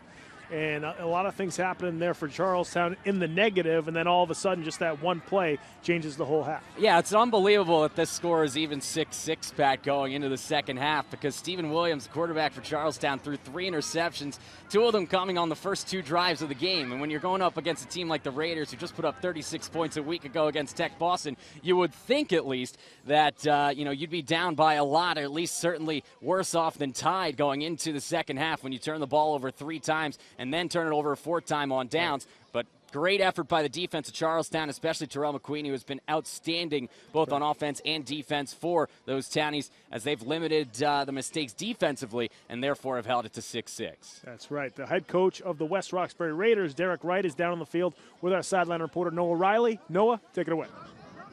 Thanks, guys. I'm down here on the field with Coach Derek Wright, head coach of West Roxbury. Coach, How do you think the first half went for you and your team? Well, I felt like Charlestown came out aggressively, and we have to answer that call. We got a few things moving, but we just have to stop their blitz. They're aggressive up front with their blitz, so we have to make sure we contain that blitz, and I think we'll be okay. We saw some good things offensively, missing a couple of key guys, but hey, next man up. Yeah, you guys have a really dangerous backfield between Elise Stewart, Dason Miranda, and Ismail Presume. How do you plan to get them going in the second half? Well, Ismail is probably a scratch. Ismail, we gave him a try, but he's not ready. He missed last game. So Talif and Dason have to step up. Dason's giving us some good yardage. Talif, we just got to get him to read his blocks a little, and he'll be fine. But he gets out to that edge, and he's good to go. Great. And last thing for you, talk about the importance of this game for you guys, West Roxbury High School, knowing that it'll be closing next year, and you're uncertain about the future of this football team. Well, we're still uncertain about the future of the school. We're hoping the fight stays alive, but we're using this. We're using this to motivate our guys. You know, if this is going to be the last football team coming out of Westy, we want to go far in the playoffs and possibly make it to the Super Bowl. Great. Good luck with that, Coach, and good luck in the second half. Thank you so much. Guys, back to you. Thanks very much, Noah, and certainly tough loss there for not having Ismail Presume. We haven't seen him that much in the first half, so I thought, he maybe wasn't quite ready to come back from the injury that he sustained 2 weeks ago, and now we get the confirmation from Coach Wright that he's probably not going to play the rest of the game. Offensively, he's a good middle linebacker. We'll see if maybe he plays a little bit defensively for the Raiders. Yeah, offensively, I think that they've made up for his loss with Miranda. Dason's been outstanding out of that fullback role today, really taking over that power back role that Presume would presumably have. But at the same time, we've seen Elise Stewart a little bit banged up in the first half. He was limping a few times. So it's going to be interesting to see how they end up utilizing that running back by committee already with Presume out, and with the fact that they've shown today that the passing game is just not going to work out against the blitz. Coach said it right there. Coach Wright said it. We got to protect McBean better, and they have not done it. Lazarus has not been resurrected. He has struggled a lot out of the pocket and rolling out into the backfield. So it's going to be interesting to see. Their offensive line that's been banged up, they're going to have to do a lot better job protecting him, and whether or not they continue to just rely solely on Jackson in the running game is going to be interesting. Stewart in the running game is going to be interesting. Yeah, it should be interesting what kind of adjustments these two teams make here at the half. Now, we're in the neighborhood of West Roxbury. We are at West Roxbury High School, but a lot of students from West Roxbury go to other high schools as well, including Boston Latin School. And we've seen this story already about a former Boston Latin student who passed away a few years ago, and her family and friends have created this brand new organization that's doing a lot of good here in the city of Boston. So we're going to take a look at that story right now. No one likes to stay at the hospital, especially young children. But thanks to Anna's Pals, stays for families at Boston Children's Hospital are made a little easier. So Anna's Pal tries to make the stay at Children's Hospital more comfortable for the kids and for the families. So they'll help with parking costs for families coming to visit. We bring pillows and sheets and blankets and toys and games and activities and other fun things for the kids to do while they're in the hospital. It really helps support everyone through the process and try to make it go as well as it possibly can. Anna's Pals is a nonprofit organization founded by the family and friends of Anna Jerome, a former student athlete at Boston Latin. She loved the school. She loved everything it had to offer. She was on the swim team. She was on the track team. She excelled in academics, math being her favorite subject. She just loved everything. She was definitely very bubbly and always happy, and she could always cheer anybody up no matter what was going on. She was the right person. She knew what to say to everybody at the right time. At the young age of 14, Anna was diagnosed with AML, an aggressive form of leukemia. After her diagnosis, she began treatments at Children's Hospital. She gave herself one day to cry about it, and she just said, all right, now we're just going to do this. We're going to do what they tell us so we can get out of here. Friends and family all pitched in when Anna was being treated, including her Boston Latin School classmate and twin brother, Will, who was a football player for the Boston Latin Wolfpack. Her guidance counselor, Miss Wong, made sure that Will was in all the same classes as Anna, so his coach would let him be late for practice. He'd leave school, run to Children's, which was across the street, give her homework and her assignments, and bolt back to practice. But while her kind spirit never wavered, the aggressive leukemia took its toll. On October 2nd, 2014, Anna Jerome passed away at Boston Children's Hospital. Obviously, after that happens with someone, everybody wants to do something, and we were trying to put our heads together. What can we do? Right after she passed away, her best friend Maggie came over with just an orange t-shirt that said Anna's Pals on it, and that was just kind of the beginning of it all. We were just like, oh, this is what we're going to do. We're going to make a better situation out of what we were dealt. You know, Anna's Pals just kind of came in. It gave us all a focus. So instead of wandering around aimlessly, it just gave us all some way to focus on something and to be positive about the experience instead of, you know, moping around about Anna. Put her name to good use and think positively of her and share with others how great she was. Along with Anna's friends and family, Boston Latin School pitched in to help develop their newly formed nonprofit organization. You know, we just figured that this was the cause that we wanted to rally around. We've done some Coaches versus Cancer things. We've raised money for a variety of nonprofits, a variety of causes, but this one's so close to home that we wanted to hitch our wagons to this one. Girls basketball, girls volleyball, boys and girls lacrosse, you name it, that raise money for Anna's Pals consistently throughout the year, whether it's gate receipts from a game or certain fundraisers that they run, food sales during games. But perhaps the biggest assist to Anna's Pals came from the Boston Latin football team, who were a natural fit to help the newly found organization. My first year, Will was a senior captain, and one of the things I had said to the team is we're going to look for some community work and find a charity to be involved with, and that was just a natural fit. The partnership between Anna's Pals and the Boston Latin football program has gone on to become a huge success. The football team's different drives and fundraisers have helped the nonprofit expand their reach of helping patients at Boston Children's Hospital. And the Wolfpack have learned life lessons that reach far beyond the high school football field.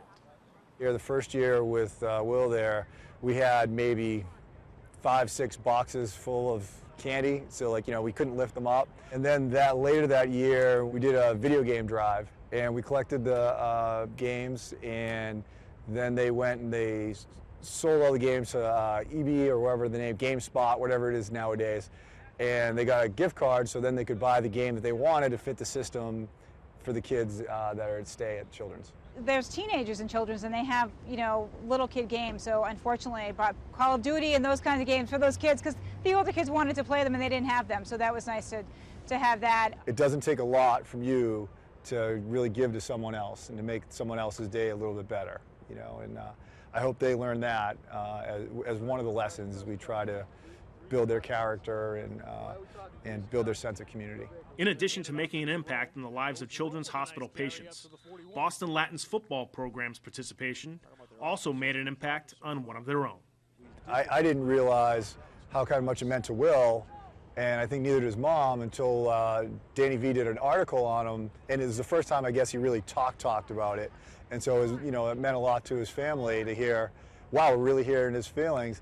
And it meant a lot to me and us as a coaching staff to see that we could help facilitate this for you, Will, and to have you come to terms as best you can with all this and have a positive outlet for dealing with your loss. His teammates in the football team really helped Will cope with everything that happened, and his teammates were, he couldn't be home with us, we were too hard for him to deal with, but his football teammates were really what kept him going and gave him some focus. Now, almost 4 years after Anna's Pals' conception, the nonprofit organization has continued to evolve. Along with its steadfast support of the families at Boston Children's, Anna's Pals has their sights set on a new project that will impact the children they serve for years to come. Their long-term goal is to raise enough money to form this beach house, to construct from the ground up, basically an immune-safe beach house for these kids with bad respiratory systems, cancer, all those sort of things. You can't use a public bathroom because of the chemo wipes out your immune system, so you can't be around anything that's not specifically cleaned and designed for the safety of these kids. So Anna's Pals would like to build a beach house for these kids so they can have a place to go, so these families can regroup and revisit each other and really have some quality time together. So we want to have a beach house that everyone can go to and the families can spend quality time together and make some good memories. It'll really just be great for all the kids and for the community. I feel like everyone will just feel really bound together, and it will feel really great to put our name to good use and not just say, oh yeah, this, my sister passed away, but be like, no, we have this whole organization that helps so many kids that were like her.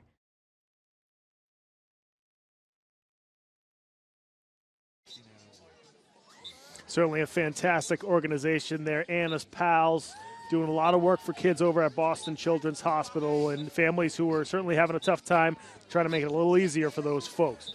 We're now going to take a look at the halftime stats here from West Roxbury High. And first up, it's the West Roxbury Raiders. And, John, you see everything on the ground. Yeah, and their running attack has gone from a three-headed monster down to two, with, of course, Presume out for the rest of the evening with that ankle injury. But Desan Miranda's picked up the slack. 8 rushes for 51 yards, halfway to the century mark for their fullback.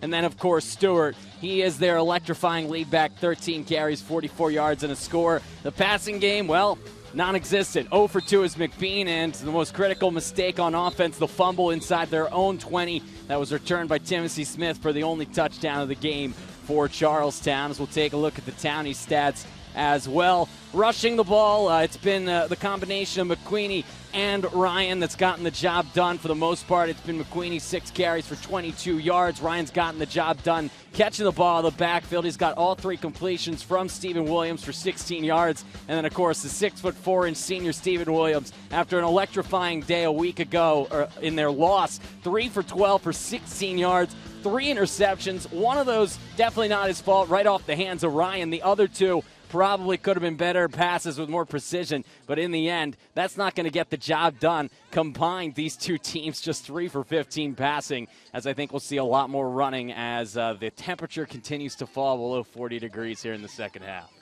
Yeah, we talked about how the three-headed monster backfield is now down to 2. Here's Elise Stewart in the first half, picking up the slack for everybody as he made some nice games, including a touchdown.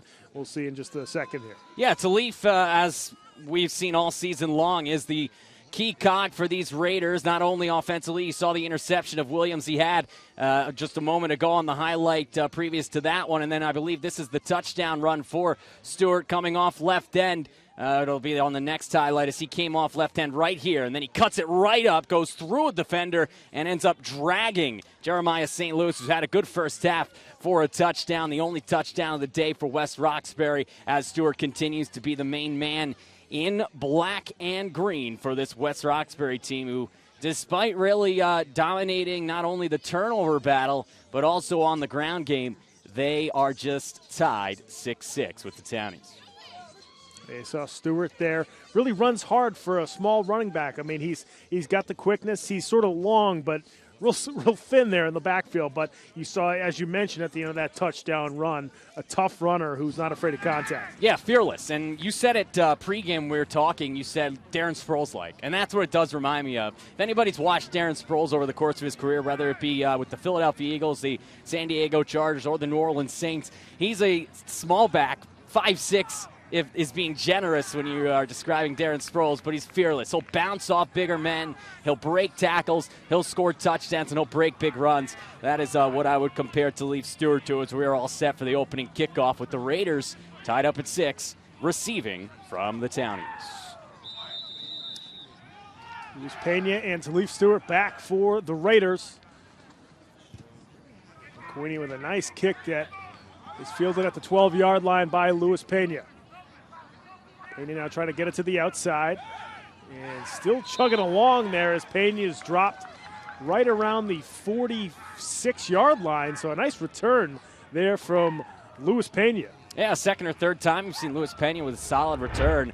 Once on a punt, now here on a kickoff as he comes towards the near side, the right side of the field, runs through a couple of defenders, and the combination of St. Louis as well as Reggie Osiris having to make the tackle for Charlestown is right now good field position to start for a rushing attack for the Raiders that has been excelling today. Another look at that return by Pena as you'll get a good look at the play right in front of the camera there. On first down, and Stewart again with the pitch, and he's dragged down in the backfield by Jeremiah St. Louis. So a 3-yard loss. Make that a 5-yard loss on the play as they mark him down at the 41. And Jeremiah getting a little bit of revenge here on Stewart after Stewart ran over him for the touchdown. This time he says, hey, Not so fast, my friend, as Talif goes down for a big loss. And that's exactly what you don't want when you don't have a passing game, is bad plays on first down, negative yardage plays. You've seen penalties affect this offense for the Raiders. We haven't seen the ground game go backwards until the first play of the second half right there.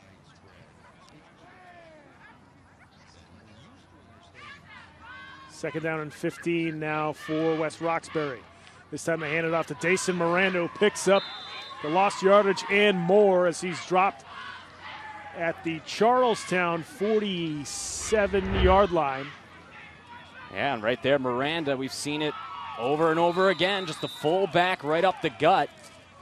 We used to call it the 32 or 33, and we'll do it again. Yeah, they give it to Miranda here on 3rd and short. He's wrestled down at the 45. He's going to be very close to a first down. I think he's just short a couple of inches here. It's going to be 4th and... They're going to have to measure. It's really close. Yeah, he falls forward off the tackle on the play made there by Cabrant Almond, but he is going to be just inches short, literal inches, here on 4th and short. Westy going to go for it here. Stewart, the deep back. See if they can draw him off sides. It's going to be McBean who's going to take it himself and easily picks up the first down as they mark him down at the 42. They tried to do that earlier on, I think, in this game, and they ended up jumping off sides or a false start, the right guard. This time the timing is correct. Easy pickup on 4th and inches, and the drive continues to begin the second half here for West Roxbury as Pena will check in.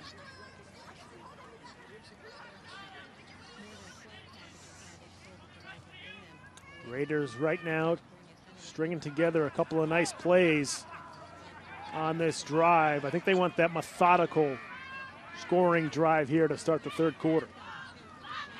Oh, boy. They fumble the football again, and Charlestown recovers at their own 44-yard line. Oh, boy. That is the last thing you wanted. You just said it. They wanted that long, methodical drive, and this is just a mix-up between the fullback, Miranda, and the quarterback, that being McBean, just unable to get the handoff into the breadbasket, and another turnover forced on a running play here for Charlestown.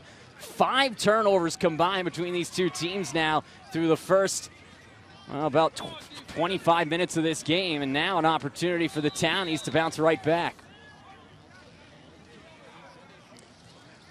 Possibly an announcer jinx right there, as I might have just made West Roxbury fumble the football there. I apologize, Coach Wright, and all the West Roxbury fans. My fault on that one. We've all done it. We've all done it. The classic announcer's jinx, the hex. Nonetheless, I'm not going to make any more predictions for the rest of the game. Probably a good bet. First down, Williams over the right side makes the completion. Oh, nice cut up the field. Wrestled down at the 40 is Ricardo Darius. Really the best passing play so far in this game for Charlestown. Yeah, absolutely. That was a great throw from Williams as Darius comes out, split out on the top side of the screen. Good pickup block on the blitz, and Darius just coming out, bobbles it a little bit as he gets out in front of Derek Bertucci and picks up a first down. And now building up that confidence a little bit for Stephen Williams. He didn't have a lot going into the second half, having completed only 2 passes. In fact, he was picked off more than he was able to complete passes to his receivers. But there he is on first down, continuing to show confidence in their quarterback is the coaching staff led by Dave Cahill. But we'll see an early timeout, one of their 5 burnt here in the first couple of minutes of the second half for Charlestown. For the first down, 8:09 left to go here in the third quarter. Still tied up at 6 as Charlestown's defense, again, continuing to make stops.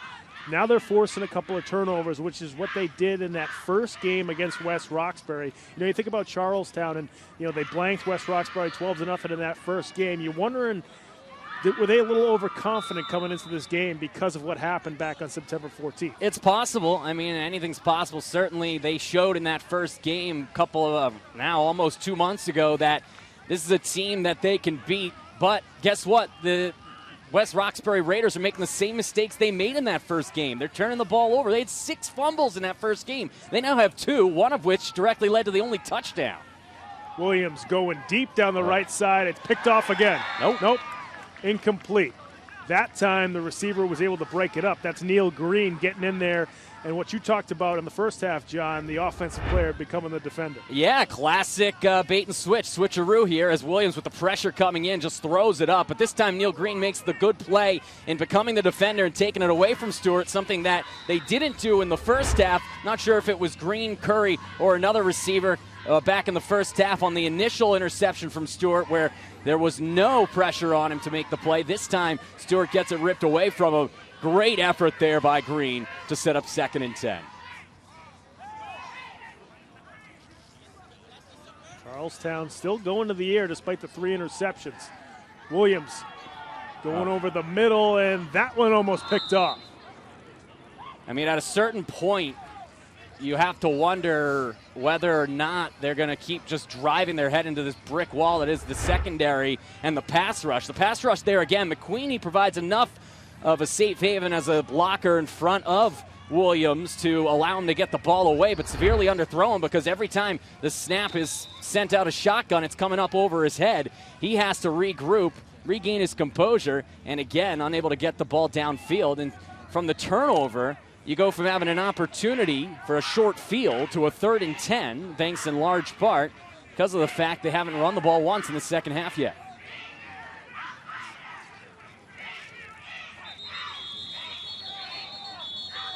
That snap almost went over his head, but we'll get a whistle. It's a short timeout, small timeout. Charlestown taking the quick timeout here on 3rd down. I believe that's their second they've already used here in the second half in the first 3 minutes and 3 seconds. Yeah, they'll have 3 remaining. Certainly not something you want to burn early in the second half when you've got a 6-6 ball game. Tell you what, these two offenses couldn't be any more different. You look at West Roxbury, no passing game at all. They're 0 for 2 passing. When they attempted to put the ball in McBean's hands, he fumbled it for a touchdown. On the other hand, it's been either McWeenie or Williams the entire day. Ryan has not factored into the running game. He's split out near side as another bad snap, and we're in trouble. And Williams just can't hang on to it, and West Roxbury still picking it up. Raiders on the fumble recovery. Are they going to get in? They will not get into the end zone, but they're close to it as West Roxbury able to force the fumble. And now they are set up for a touchdown. And I believe it's Ellery Desir who's going to pick up the bad snap again, over and over again, lining up out of the shotgun with the injuries up front. And the backup center continues to struggle getting the ball to Williams. Desir picks it up, chased down smartly from behind by Melvin Jones, who after a couple of efforts gets some help from Williams, who comes all the way back down to make the tackle. And from whence it came, it goes back again as the Raiders, who just turned the ball over on a fumble, get the ball back in the red zone inside the 10 at the 9.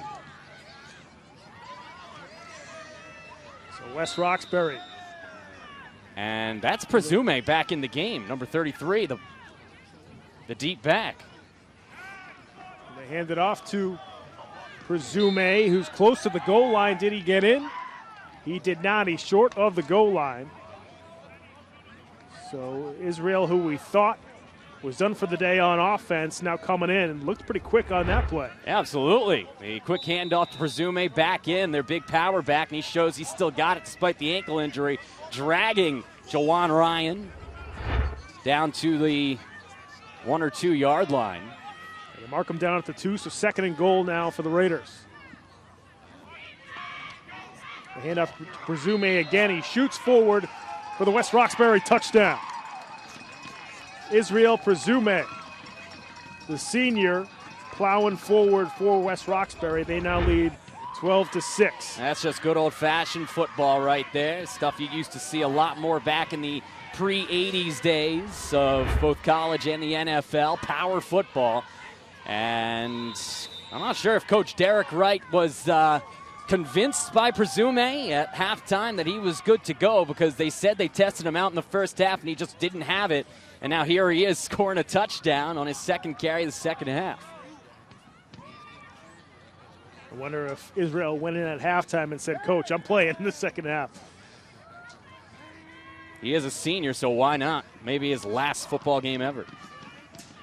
Now they roll out for the two-point conversion. Was it caught? Yes, it was. I thought initially it hit the ground, but it's Pena coming up with a nice shoestring catch for the Raiders, who tacked on the two-point conversion. I don't know, pal. Let's get another look at this. Underthrown again by McBean. Pena gets down, and that should be incomplete. I mean, it looks to me if they had instant replay, and this was a higher level, college or pros, they would overturn that. But a break for the Raiders as that one hit the ground, but they'll call it a touchdown, or a two-point conversion rather, for Pena. And what a turn of events. The fumble on the snap, the shotgun snap to Williams, turns into a big return the other way.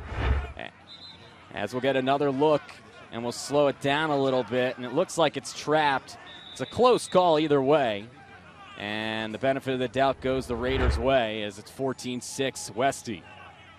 Certainly a tough call to make there for the ref, who's shielded by the receiver. So now, if you're Charlestown, you've seen your center struggle on these shotgun snaps. They don't go under center a whole lot, but you have to start wondering if you might be better off changing up the game plan here to take more snaps under center than out of the shotgun, where it is clearly not working.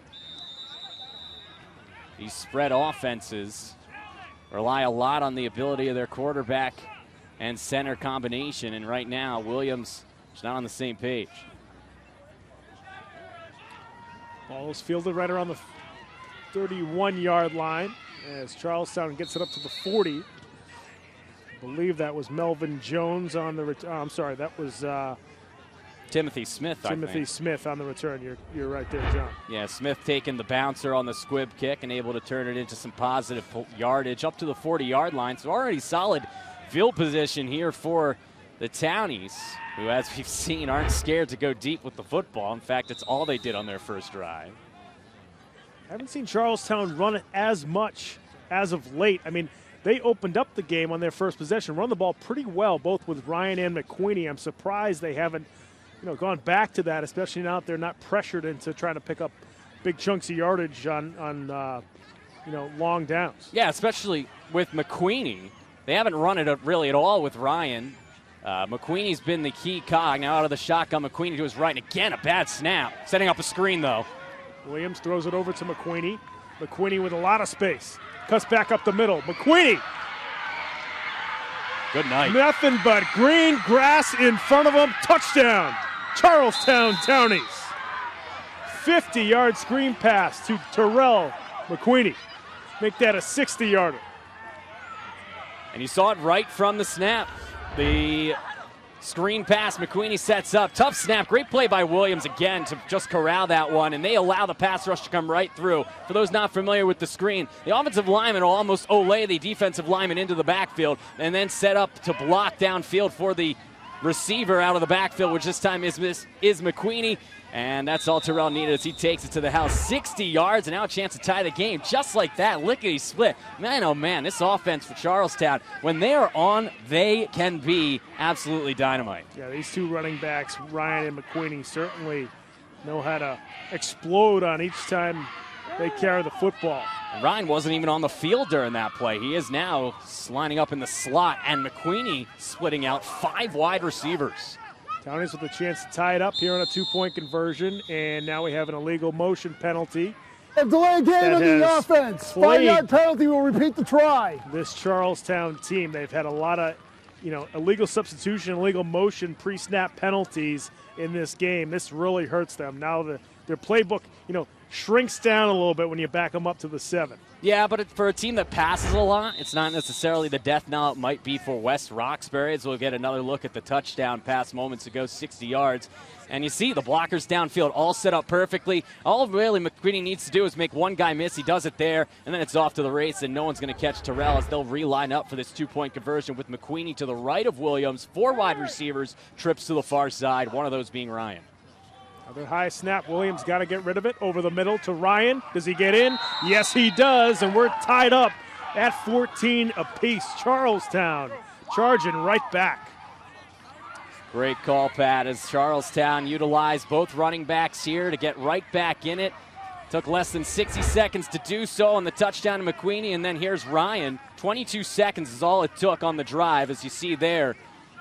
Bouncing around like a pinball is Ryan, as he's able to get in. One play, 60-yard drive, and just like that, we went from a first half that saw only one offensive touchdown to here in the second half, two, in the span of under 5 minutes. That's right. That's right. All of a sudden, you see some explosive plays from both these teams.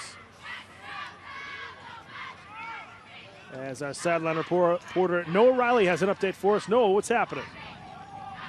Thanks, guys. I wanted to take a second to spotlight Terrell Mcweenie, the player who not only just scored the touchdown for Charlestown, but has almost single-handedly been willing them to victory here in this one. He has 9 tackles, including a sack, and has played a big role in forcing those fumbles. He's also been almost all of their production on the offensive end, leading the team and rushing yards, and then scoring that almost 70-yard catch and run out of the backfield for Charlestown. We'll see if he can continue to will his team to victory, and if the rest of Charlestown will soon catch on. Thanks, guys. Back to you. Thanks very much, Noah. As Charlestown tries to go with the onside kick there, and West Roxbury recovers at the 46. It's an interesting play call. We saw Charlestown do that last week against English New Mission. And it was McWeenie, who, of course, is the kicker for this team. So, he, as Noah said, he's in it on every play, really, from not only offensive, defense, but special teams as well. That's a very interesting play call, because this is a West Roxbury team that hasn't moved the ball at all against you. The only time they scored in the second half was because they had that 40-yard fumble recovery that they ended up having the short field position on. So now you're setting them up with less than 55 yards to go to pay dirt. Not sure I like that decision by Charlestown.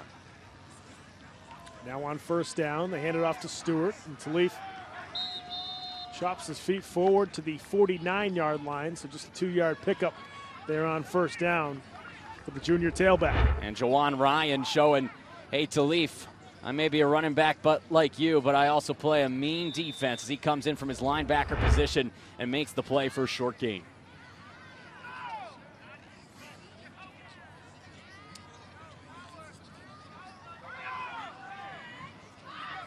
Second down and 8 now for the Raiders.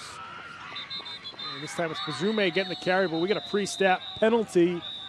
I think someone was moving during the snap. So, again, that's going to be an illegal motion or illegal formation on West Roxbury. We have a false start on the offense. Yeah. 5-yard penalty, repeat the down. And these self-inflicted wounds bleeding out here for both of these teams, Pat. But yet, here we are, because both teams are making similar mistakes, still tied. You see offensive coordinator Addison Cardozo not happy after that penalty. So now a second. And I think it's going to be about 13 now for the Raiders as they're backed up to the 44-yard line.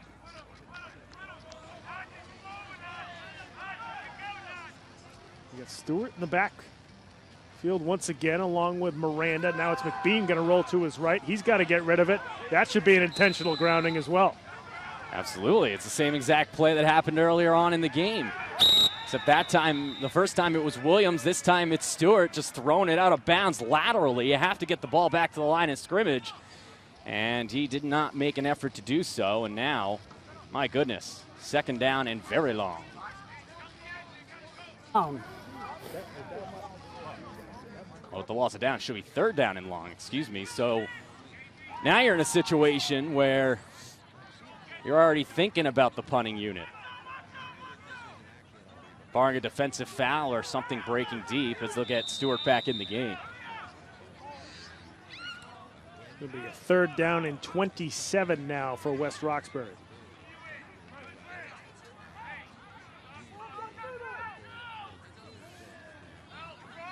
West Roxbury is going to break out of the huddle with Bertucci and Pena near side.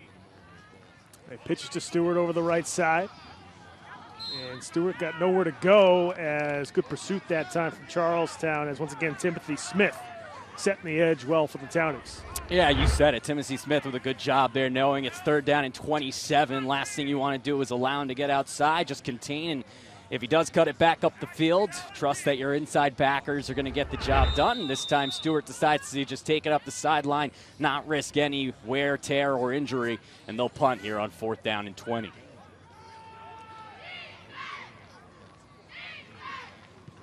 Pena, that time with an end-over-end kick. Bounces almost past Ryan as he feels it at the 40. Ryan now trying to cut it back upfield. Jajuan Ryan with another nice cut up the middle.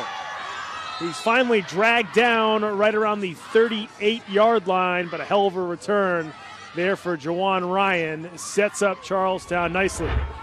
Yeah, absolutely. What a return. 27 yards on a 35-yard kick for Ryan.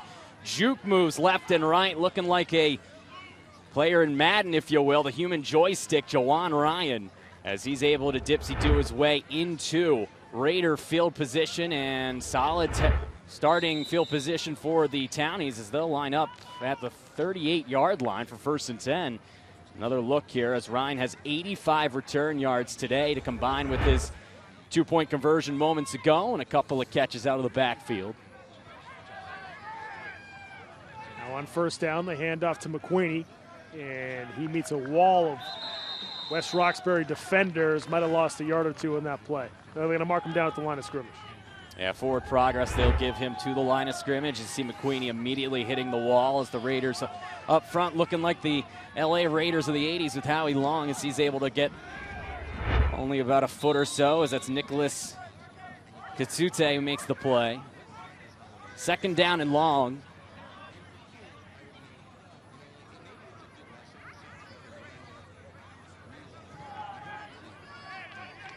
.405 to go, Pat, and if you're the Raiders, your confidence offensively has to be waning here against a Charlestown team that's done a good job limiting you. Williams again going to go to the air. He throws it over to Ryan, who is, I'm sorry, that's Timothy Smith, who's unable to come up with the catch. Yeah, and on that play, a play action fake, trying to catch the defense off guard. They fake it to McWeenie, trying just for the quick out on the far side, but underthrown. And unable to make the play on the far side was Bertucci. And now we'll get another timeout, this one taken by West Roxbury. So on 3rd and long, an opportunity for Charlestown to think over what they want to do here. As we know, they're not afraid to go deep. So 3:51 left to go here in the 3rd quarter as we're tied up at 14. Folks, if you want to follow us on social media, you can certainly go to our Facebook page, facebook.com/GameOfTheWeekBoston. Make sure you like us, check out some of our media on our Facebook page, and see what upcoming games we'll be covering throughout the playoffs here in the 2018 BPS football season. You can also follow us on Twitter at Boston City TV, and if you want to tweet at us, use the hashtag BostonGOW.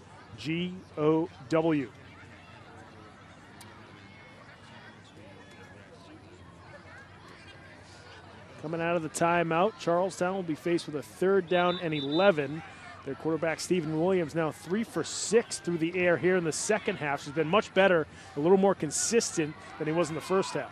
And they're making it easier for him. You know, his center certainly isn't with some of the shotgun snaps, but the coaching staff is, because you're seeing a lot more screens, you're seeing quick outs, you're not seeing the fly routes that they were running a lot more in the first half. Now here on 3rd and 11, it'll be interesting to see if they elect to go deep or if they elect to try to go short and allow them to run after the catch. Another bad snap. Williams just got to pounce on it. Ugh. And Charlestown, lucky that they still have the ball. You got to think they'll punt here on their own 45. And again, just unable to get these shotgun snaps down. And it's not like Stephen Williams is Johnny Manziel. He's 6'4". I mean, you have to really launch that one up and not get that to Stephen Williams. And as you said, they'd be privy to punt here on 4th and forever.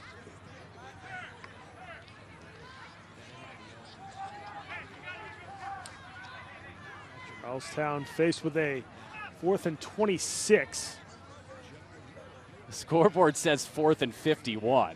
Now 86, then to 26. And McWeenie, another nice punt by him. It's fielded by Stewart at the 26-yard line. Stewart dragged down nicely that time by Melvin Jones of Charlestown as they mark Stewart down at the 29, so just a 3-yard return. He might rip his jersey in half here as Jones just grasping at the back of Stewart for dear life and swinging him around like a ballroom dancing partner. Eventually, though, bringing him down. And when you look at that, that's a dangerous play. If you get your hands any higher than where it was, you might be horse collar territory, but good play nonetheless. That is legal. You can use the jersey all you want. And now, 1st and 10 from the 29 for the Raiders.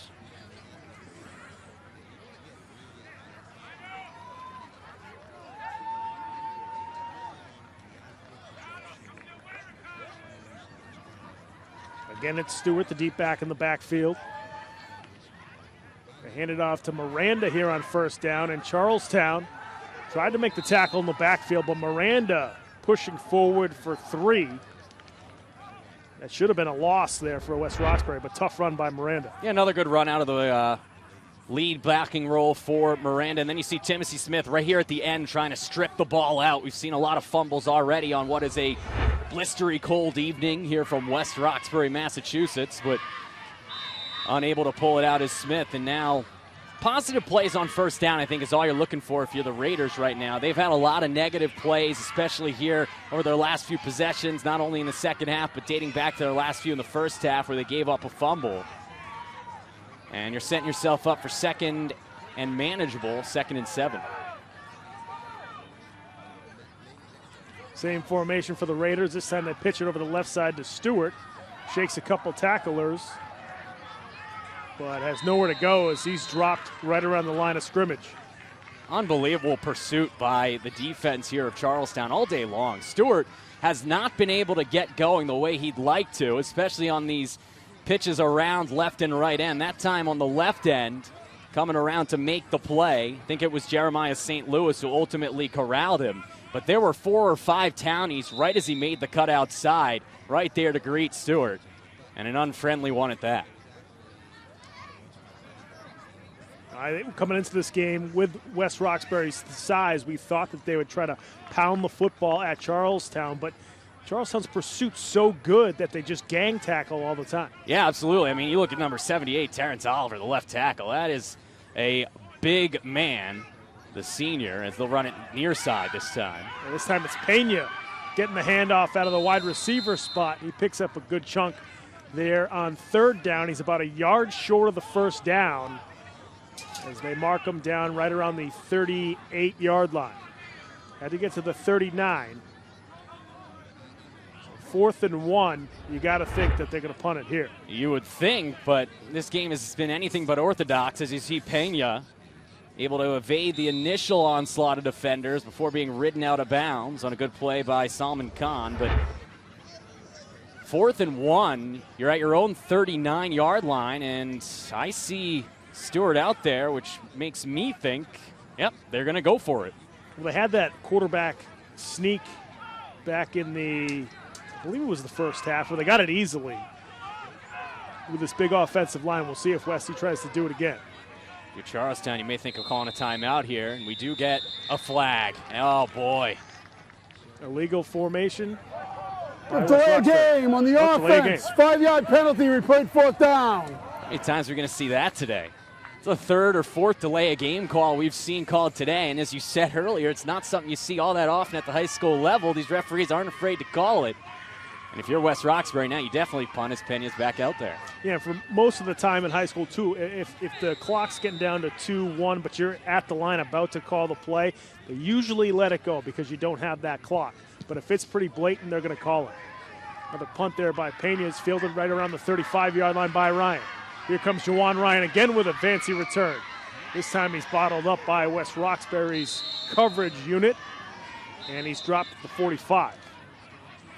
Another good punt from Pena. Another solid return from number 10, Ryan, as he fakes to the right. Hesitation move and then cuts right up the middle. A little bit of a block in the back, but they'll let it go as the defender didn't go down. Ran into his own man, did Ryan, as Brian Allman did most of the duty in taking down the shifty returner. But with 9 seconds left in the 3rd, great job by the Charlestown defense again. We've been saying it all day long. They have really risen to the occasion here for the 2nd consecutive time that they've played these Raiders.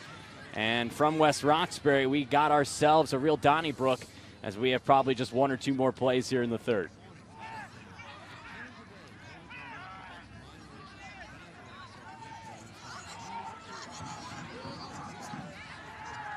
Charlestown on first down, the handoff to McWeenie. McWeenie finds the edge. Nice tough run here from McWeenie, who was then shoved down. I believe he stayed in bounds. Well, they have stopped the clock here with the 2nd left to go in the quarter. Now they do end the quarter as the clock runs down. Yeah. Good pickup by McWeenie. That's going to be a first down for Charlestown, and we're going to head to break. Well, when we come back, we'll have the fourth quarter here on Game of the Week. Charlestown driving, tied up at 14. This is shaping up to be a good one, folks. Make sure you stick around.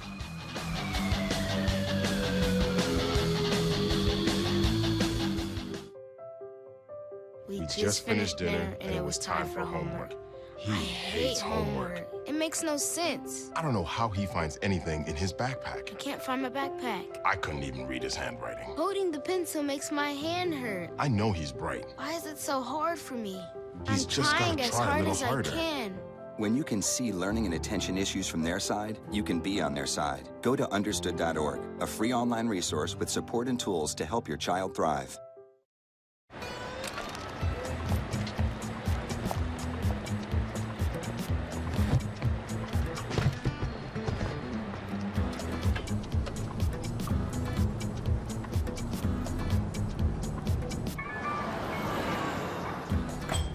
It's a short ride from your neighborhood to your naturehood.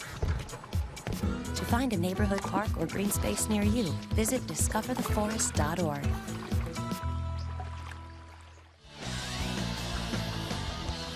Welcome back to Leo Sybertz Field. Fourth quarter now as McWeenie with the carry for Charlestown, and he spins out of bounds after a short gain there on first down. We're at the start of the fourth quarter. We're tied up at 14 here in the North Division 8 quarterfinals. Is another carry here from McWeenie. Yeah, another good run from McWeenie, this time off right end, just like last play where he took it for a first down. This one a pickup of about 3.5 yards. This will be second down and 7 now for the Townies. And as we said coming into the game, it was going to be that size versus speed battle. The Townies, at least up to this point, electing to go with the size of their own with McWeenie in the backfield as he continues to pound the rock. Now they got 3 men in the backfield anticipating a run, and that is a snap infraction, I reckon, here on the offense as, again, the Townies continue to shoot themselves in the foot.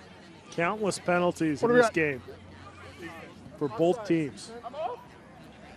We have offsides on the defense. 5-yard penalty. Repeat second down. Huge penalty there for West Roxbury because first you're thinking back to a second and long for Charlestown. Now it's a second and short for the Townies.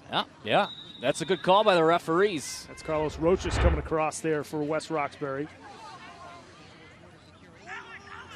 Be more like a second down and 2 now for Charlestown. Wondering why nobody but the center moved. Sometimes you'll see that where the center will snap it either on the wrong count or will not snap it and everybody else will jump. That time, though, it was indeed the center snapping it because the defender jumped. Smart play by the center here for Charlestown. And now we're going to go back 5 yards because Charlestown just had an illegal formation. We have delay a game on the offense. Man, they are ruthless today at these delay games as Now the referees want to talk about it. We'll see if Charlestown maybe called a timeout before. There is no foul on the play. Charlestown had called a timeout. There we go. So the Townies did call a timeout before that illegal formation. So no penalty on Charlestown. It'll be second down and 2 again. But right now, if you're the Townies, you got 2 timeouts remaining. 10 minutes left to go here in the fourth quarter tie game. You got to think there's a chance that those timeouts that they've had to use will come back to haunt them later on. Yeah, it's possible, absolutely, especially in a tie game here in the fourth of a playoff affair, the quarterfinals. But you'd much rather take the timeout than on second and 2 than put yourself back at second and 7. I think it was the right move by the coaching staff. What we've seen all day long for both sides, just undisciplined play, especially surprising considering how late in the season we are. Yeah, we're essentially in week 8. Charlestown had just 6 regular season games and really only had 5 that as we've talked about in the last couple of weeks. Madison Park has had to forfeit the rest of their season because of low numbers. So Charlestown had a forfeited game and only had 6 games this season on their regular season schedule. So they've really only played in 5 games. But still, in your 6th game of the season, those type of penalties just shouldn't happen. Absolutely agree. But nonetheless, the timeout saves them. They get a reprieve, and now second and short, they'll break out 3 running backs as the trio of St. Louis, Smith, and McWeenie are back there. Yeah, again with a pistol formation. This time, it's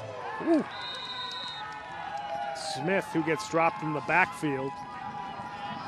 Carlos Roches, who made the tackle in the backfield on Timothy Smith, who's made his name today on defense and not making his name on this play as he is flattened like a pancake for a loss of 2 yards.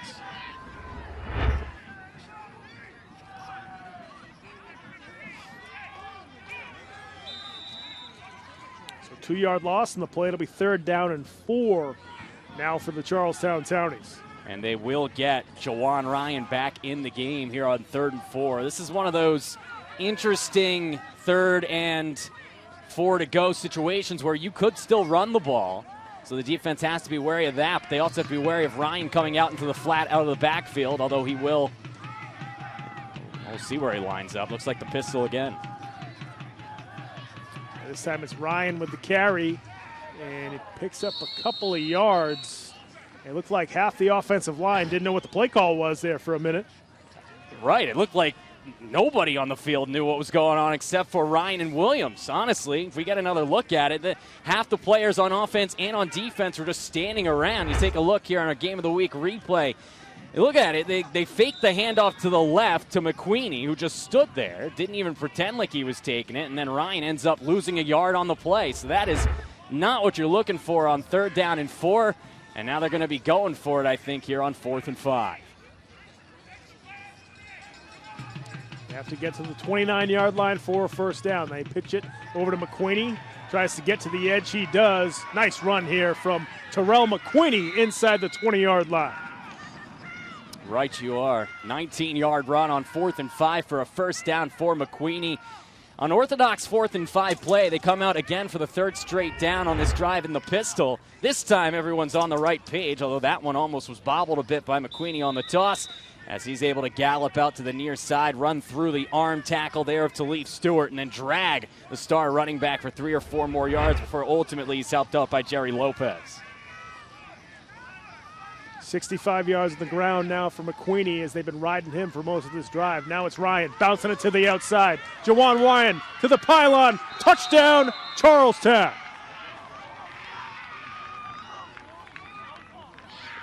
Heck of a 20-yard run there from Jajuan Ryan. You go with the big fella, pounding it down the field, and you pop one with the little guy. Yeah, absolutely. They come right end with the Thunder back, that being McWeenie, and then this time they go to Ryan on the far side, the left end, and he out-gallops the defense. Derek Bertucci and company, no hope to catch Ryan. So McWeenie on the near side end, and then Ryan on the far side.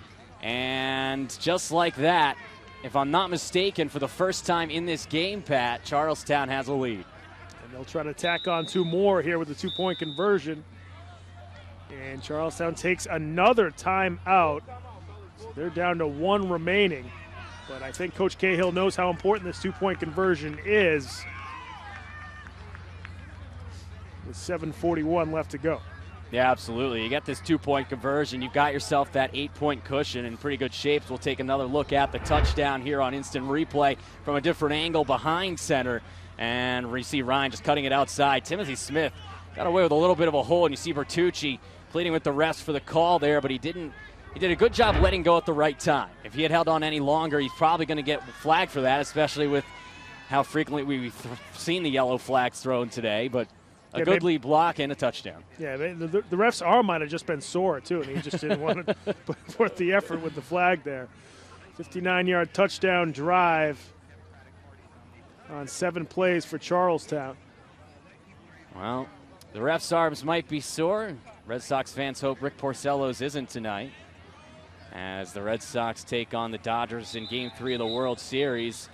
Right now, though, hitting a home run has been the offensive coordinator and the coaching staff here for Charlestown in the second half. They now have 14 points in the second half after just 6 in the first half, none of which came offensively. They turned the ball over thrice in the first half and have 2 touchdowns here in the second. They run the option here with Williams, and he gets drilled at the line of scrimmage as they finally blow the whistle nowhere near the end zone for Stephen Williams. So no 2-point conversion here for Charlestown, but they do take the lead on the touchdown run by Jajuan Ryan. Big stop here on the option. We mentioned they Roxbury Raiders were working on the option. They missed a face mask call there as it looked like getting a grasp of it was Ellery Desir, but nonetheless, that's 2 straight plays now where the refs didn't throw the flag. 1 on the Raiders, 1 on Charlestown, so it's a wash. 20-14, and if you're the Raiders offense, you got to start hoping that your running game can figure it out, because the passing game hasn't been of no use to you today, and you're going to have to score here in the next 7 minutes, 41 seconds if your hopes, not just of a season, but potentially of a program, are going to continue. We'll see if the Raiders can respond. As you mentioned, John, they've been leading for most of this game, so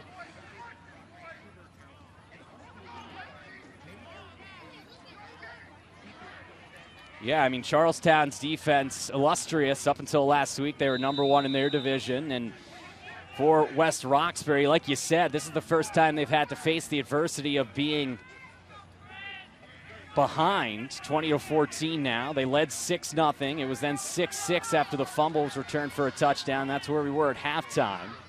It was 14-6 West Roxbury, but 14 unanswered. Reeled off here for the Townies of Charlestown, who are 7:41 away from advancing to the semifinals. Mcweenie with the boot. It's fielded by Stewart right around the 23-yard line. Stewart with a nice return here for West Roxbury. Stewart back up the middle of the field. Elise Stewart finally dragged down at the 26, but a huge return there for West Roxbury's Elise Stewart. And I think he might be hurt on the tackle by Mcweenie at the end as you take a look, the official right over him. But a great return, an initial bobble on the fielding of the kickoff, and then just really poor effort on the tackling attempts by the initial coverage man. Then he utilizes his speed to get downfield, and then you see here, slammed into the ground. Not sure what the injury might be. Stewart bounces back up to his feet and is back right on the field as he is ready to rock and roll for these Raiders. Stewart might have got the wind knocked out of him as he was tossed to the ground there by Mcweenie. Another touchdown-saving tackle that time by Mcweenie. Here's another look at it. Yeah, you take another look. Just arm tackle attempts. Not going to get the job done against a shifty runner in Stewart. And then Mcweenie, who's been the star both offensively and defensively for the Townies, making the play on special teams. He's the man that kicked the ball off. And not only has Stewart gotten his offense in good position here and on their feet, he's gotten the crowd on their feet over here. They had been mollified a little bit by the back-to-back scores by the visiting Townies, but West Roxbury fans now right up against the fencing, ready to watch their offense go to work with 7:31 to go. Stewart back in there as the deep back. The handoff to Miranda, the fullback. I'm sorry, is that Presume who got the carry? Mm-hmm. It was Israel Presume, that time the fullback in that formation. Picking up a nice gain there on first down. Yeah, right back to the fullback. This time it's Presume who's running right up the gut against Mcweenie, so that's power on power, and they need a couple of Townies to corral the big back Presume, who we presume will be out for the second half of play, but he is back in, having pleaded with the coaching staff to let him back in. 24 yards on 5 carries for Israel, who of course missed last week's affair against Tech Boston with an ankle injury. 7-yard pickup there for Presume. 2nd and 3 now for the Raiders. And the handoff over to the right side to Carlos Roches, who walks in standing up for a West Roxbury touchdown. First half, not a lot of offensive gain there for either team. Now all of a sudden, both these teams are trading scores. Yeah, we've gone from a defensive-dominated ball game to a shootout here in the second half as Roches, the biggest man on the field outside of the offensive lineman, is able to easily run over the secondary players once he penetrates the initial line of defense. And now here's where that 2-point conversion failed moments ago by Charlestown rears its ugly head, because a chance now for the Raiders of West Roxbury to retake the lead with a 2-point conversion. Man, they made that look easy. And I thought we had some early movement there by West Roxbury, but no call and no 2-pointer as the Raiders were unable to get any push up front. Charlestown once again making the stop. Yeah, it definitely looked like someone jumped off on a false start. We'll see. No, literally nobody but the center knew the ball was going to be snapped on one. They must have all thought it was a hard count. And again, miscommunication up front, not only in the huddle, but when the ball is snapped, continuing to eat away at these two teams. But the good news is for both these squads, they both made similar mistakes, and that's why we're tied at 20 with 6:40 to go. 2 plays, 26 yards for West Roxbury after that great return by Elise Stewart. There you see Jeremiah St. Louis walking gingerly on the far side for Charlestown.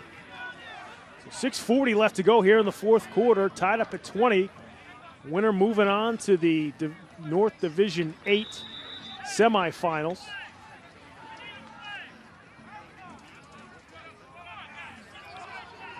The offense is in the first half. We only saw 1 touchdown. We saw 4 turnovers. And their last 2 drives, 22 seconds and I believe a minute 22 seconds. So they really haven't had to put together any long enduring drives. It's been big plays, feast or famine. Good boot, and Ryan unable to field it cleanly. Now picks it up right around the 5. Jajuan Ryan making some defenders miss, but then he's dragged down. Is that Roches who made that tackle? It was Roches. It was Carlos getting in there on the stop. So Charlestown now with not very good field position, now down at the 10-yard line. So Ryan almost sees the famine as it goes through his hand, then almost turns it into feast as he gets around 2 defenders, but then someone who knows a feast or two, Carlos Roches, the big man, throws him down like a rag doll just moments after scoring the touchdown. And now, Pat, real tough field position here as with just 6:31 to go, 3 and out here could be disastrous. We're going to see a timeout again, this time by West Roxbury. The Raiders, I think, only have 10 men on the field. As Marcus Roddy will head on out there, the defensive lineman, miscommunication out of the huddle.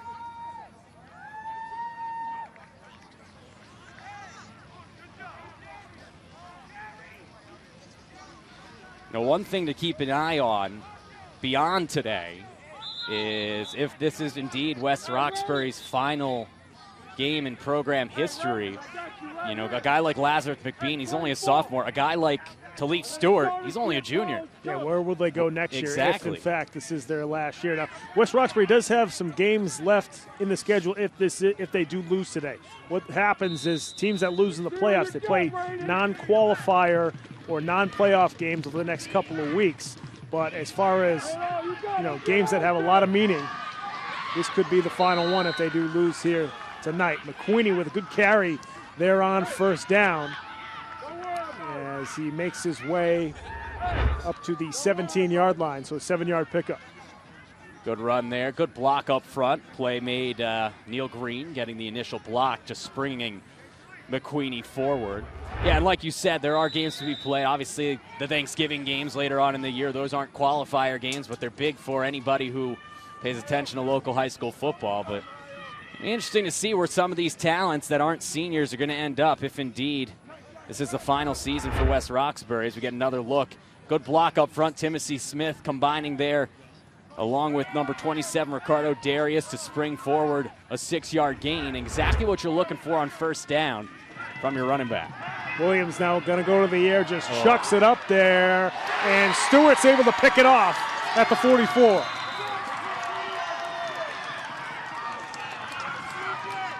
You got to be smarter than that again. That's the 4th interception for Stephen Williams, the 6'4" quarterback in white for Charlestown. He's pressured immediately as coming right into his breadbasket was Jerry Lopez, but you throw that up for grabs. The 2nd interception for Elise Stewart, and if West Roxbury ends up hanging on, I think it's safe to say who might be the MVP or the hero of the game, as Elise Stewart not only has 2 picks, he's got a touchdown, and of course he had the big return moments ago on the last drive that set up the game-tying touchdown for West Roxbury. Now the Raiders want to call another timeout, it looks like, as there's some more confusion offensively.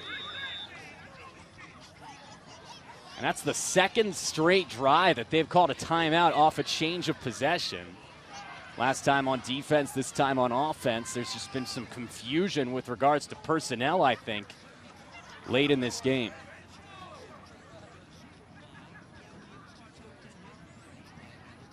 And now Williams, the quarterback for Charlestown, who also plays both ways, heading back there on defense. He's the quarterback of the defense from the safety position as well. Big drive. Charlestown has had to rely on their defense in the first half to make up for the sins of the offense. We'll see if they can do it again here. West Roxbury hands off to Roches on first down, and the big fella plowing forward, breaking tackles inside the 30, down to the 26-yard line.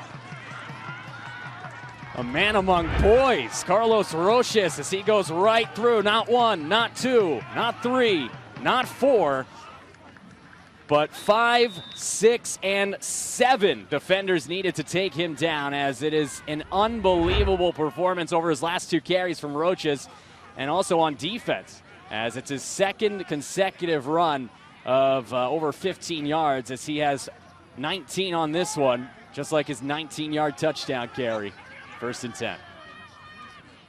Raiders go back with the same formation. Roches the fullback, Stewart the deep back. They give it to Roches again. This time Charlestown keying on him, and they're all over it.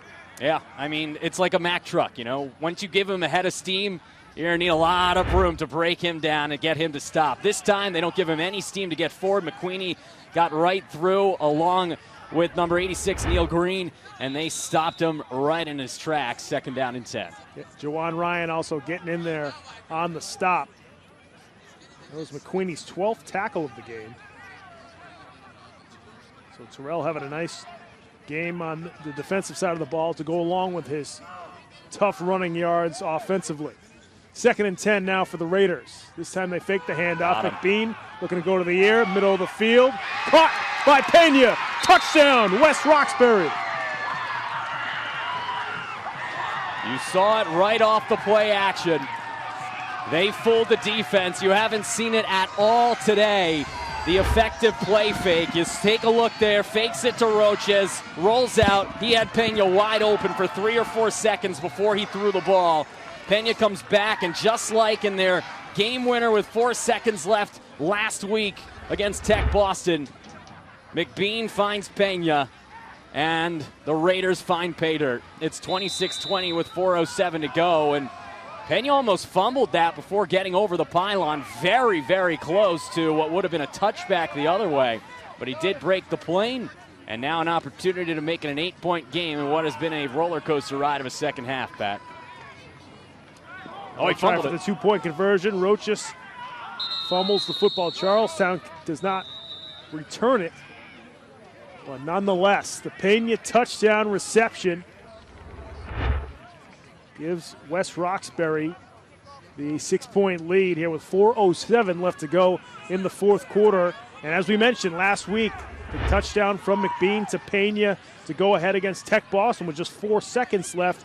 They do it again here with just over 4 minutes left, so we'll see Charlestown now with a chance to respond. Our sideline reporter Noah Riley has an update for us. Noah, what's happening down on the field? Thanks, guys. Making the catch on that touchdown was wide receiver Luis Pena.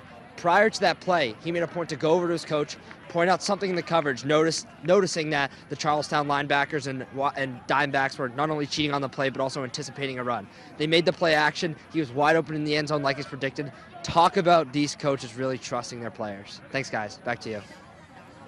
Nice job, Noah, catching that as Luis Pena making an observation about the defensive backs for Charlestown. Yeah, absolutely. And you've seen it all day that they haven't been able to pass the ball. And you don't blame Charlestown for stacking 8-9 in the box because the passing game has been non-existent. Have they completed a pass at all before that play? I'm not so certain. 1 pass before that touchdown pass to Pena, and they finally get the job done. The previous completion was for 3 yards. That one for a lot more and for a touchdown. And now the pressure shifts.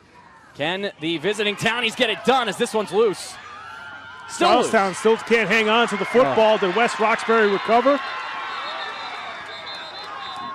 No. Stephen Williams says he has the ball. They do. And Charlestown is able to hang on to it. I have to see that on replay. Not sure how Stephen Williams, of all people, the quarterback, emerged with that. It looked like that one was clearly going to be West Roxbury once it got through a couple of Townies.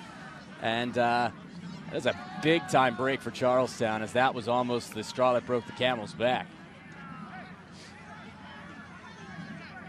As we've seen all day, those tricky squib kicks. Take a look here, as both Ryan as well as...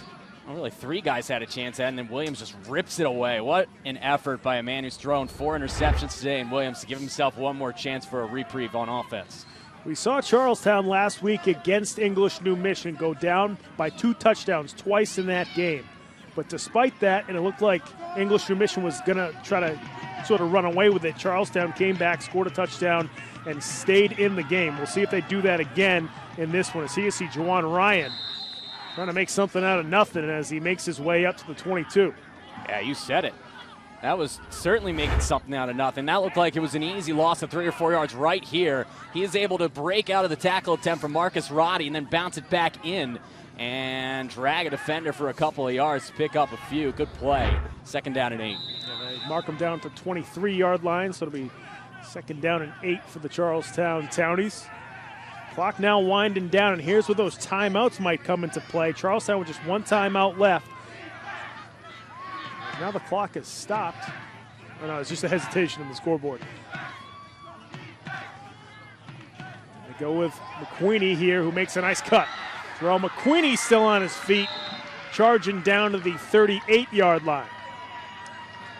Well, we've got ourselves an instant classic here today, Pat, as McWeenie just cuts back on a dime, sees the open hole, and eventually is taken down by number 80, Luis Pena, deep down the field for a 1st down at the 38-yard line.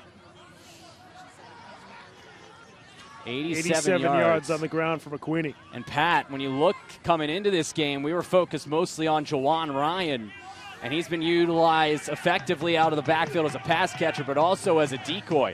On that play, you saw Ryan bounce it outside. They went up the middle to McWeenie. This time back to Ryan. And Ryan, who must be keyed on here by West Roxbury, picks up maybe a yard there on 1st down. Yeah, absolutely. We keyed on him before the game. West Roxbury knows all about him. Jajuan Ryan cuts it back up the middle there. Not much as a good play. And a gang tackle made by the linebackers for these hometown Raiders of Westy as we approach the 2-minute mark. Yeah, clock really winding down here for Charlestown. At some point, they're probably going to have to go to the air. As we mentioned, just 1 timeout left right now for the Townies as we're under 2 minutes now. Charlestown at their own 38-yard line. They get it to McWeenie, and McWeenie's bottled up at the line of scrimmage. It'll be 3rd and 10 as McWeenie lost a yard on that play. Been a bit of a strange game offensively for Charlestown as you see McWeenie get bottled up, as Pat said, for no gain. 3rd down and 10 now, or 3rd and 9.5. And in the first half, you saw them really going downfield a lot. Really with no hesitation. They've thrown 4 interceptions in this game, and now with not less than 90 seconds to go, they're running the football. It's very strange the way that this game has been game planned and strategized. McWeenie is off the field now on 3rd and long. Clock continues to wind down after this play. They'll be under a minute. Williams over the middle, tipped, caught by Charlestown. Short of the 1st down by a yard is Ricardo Darius. But that definitely makes it easier for the Townies. And now Charlestown has to call a timeout here. Talk about right place at the right time. As Williams thought about going to the flat, tries to come back, goes right through the wickets of the defender. That was Jeremiah St. Louis, who was the intended target, and then it ends up finding the welcome arms of Melvin Jones, who picks up 8 yards. And now, the biggest play of the game, 4th and 1. We talked about Charlestown burn a lot of timeouts earlier in this half. You think that they would elect to run the ball here, perhaps with McWeenie right up the gut, but you're going to have to get back on that ball quickly and maybe spike it or run a play quickly. Yeah, with the high school rules, you do stop the clock momentarily for the 1st down. So you got to think right here in the timeout that there's a chance that Coach Cahill's calling 2 plays. He's calling the one that they're going to try to get the first down with, and then if they are successful, they have another play that they're ready to go with once the ball is spotted and the clock starts running again. Right, similar to the college rule where if you get the first down, you do stop the clock momentarily, but you definitely have to be ready to rock and roll out of that huddle once the referee spots the ball. And here we go. Biggest play of the game right here, the game that could decide the future here for West Roxbury. 4th and inches for Charlestown.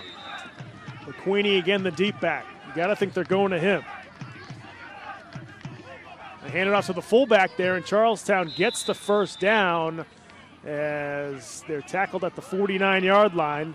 That time it was Jeremiah St. Louis getting the carry. I think that's his first carry of the game for St. Louis. He's been in that pistol formation along with the duo of McWeenie and, of course, Ryan, but not gone to him much.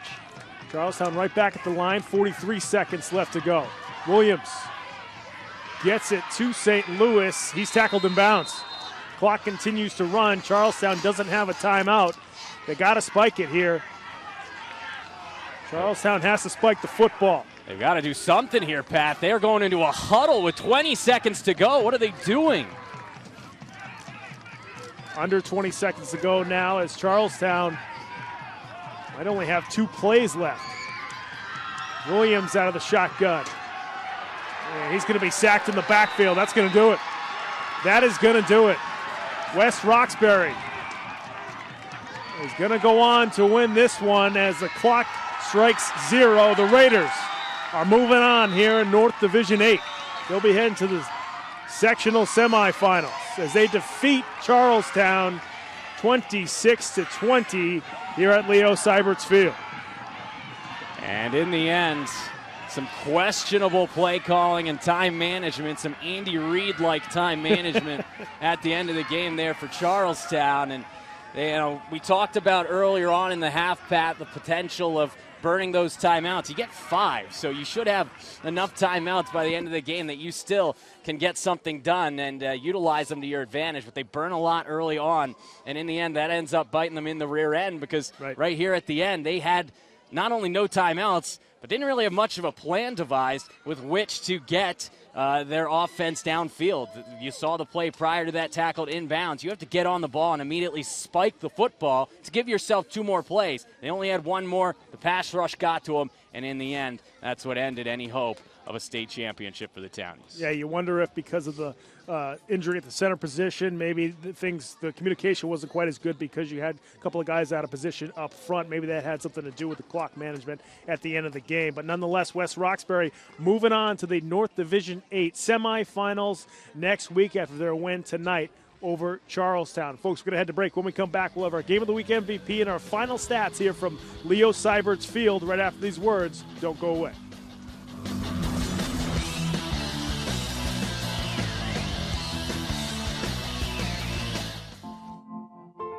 Foster safety. Foster hope. Foster joy. Foster curiosity. Foster support. Become a foster parent, because every parent makes a difference. Foster, Massachusetts. Hey, look, it's those guys. Are you good to drive? I'm fine. How many did you have? I should be fine. You should be? Go and step out of the vehicle for me. See ya, buddy. Good luck. So turns out, buzz driving and drunk driving, they're the same thing, and it costs around $10,000. So not worth it. First time I tried Vicodin, it was laying around my mom's house. And then I kept taking them whenever I could get them. I didn't know they'd be this addictive. I didn't know how far I'd go to get more.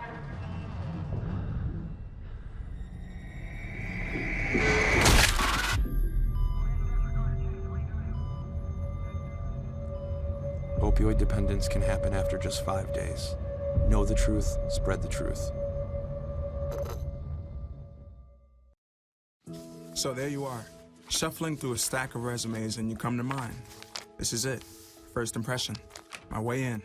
But can my resume show you how I truly stand out? Like that I was studying, going to night school while working 2 jobs just to help my parents pay for groceries. Or being the first one to always step up. No, that's something you just can't put on paper. Look beyond the resume and discover new ways to develop great talent that is dedicated, hardworking, and determined like me. Do you want to retire like a champ? Just like legendary basketball star Uncle Drew? Don't do him like that, Uncle Drew! You're already acing the game. You've got your dream ride. Don't be slamming my door. Sorry about that. You just did the same. Gotta get the boys.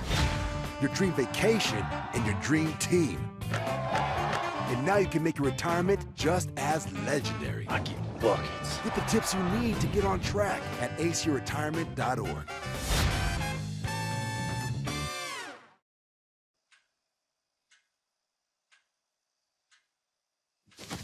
Awkward.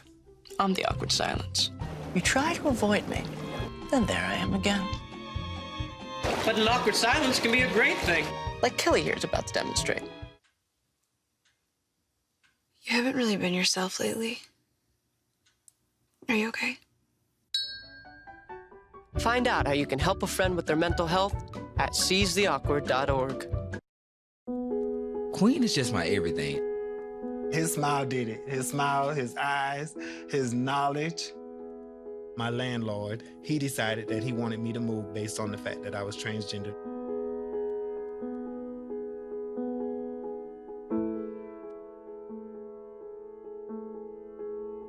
Let's just respect people in everyday life for just being human.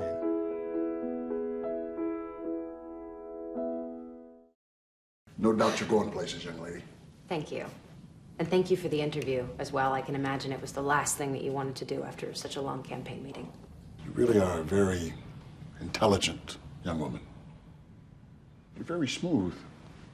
You're very smooth yourself. You have no idea.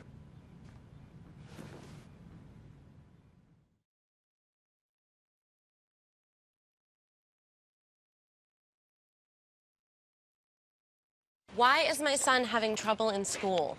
Finding lowest airfare to Istanbul. No, I'm tired of fighting with my son over his homework. Home, walk, restaurant. Need a review? No.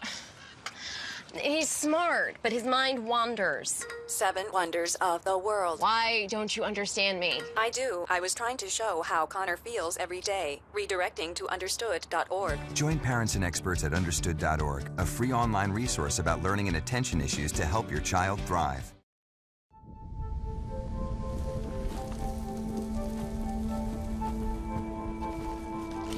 Eva Marie smoked 12,000 packs of cigarettes over 15 years.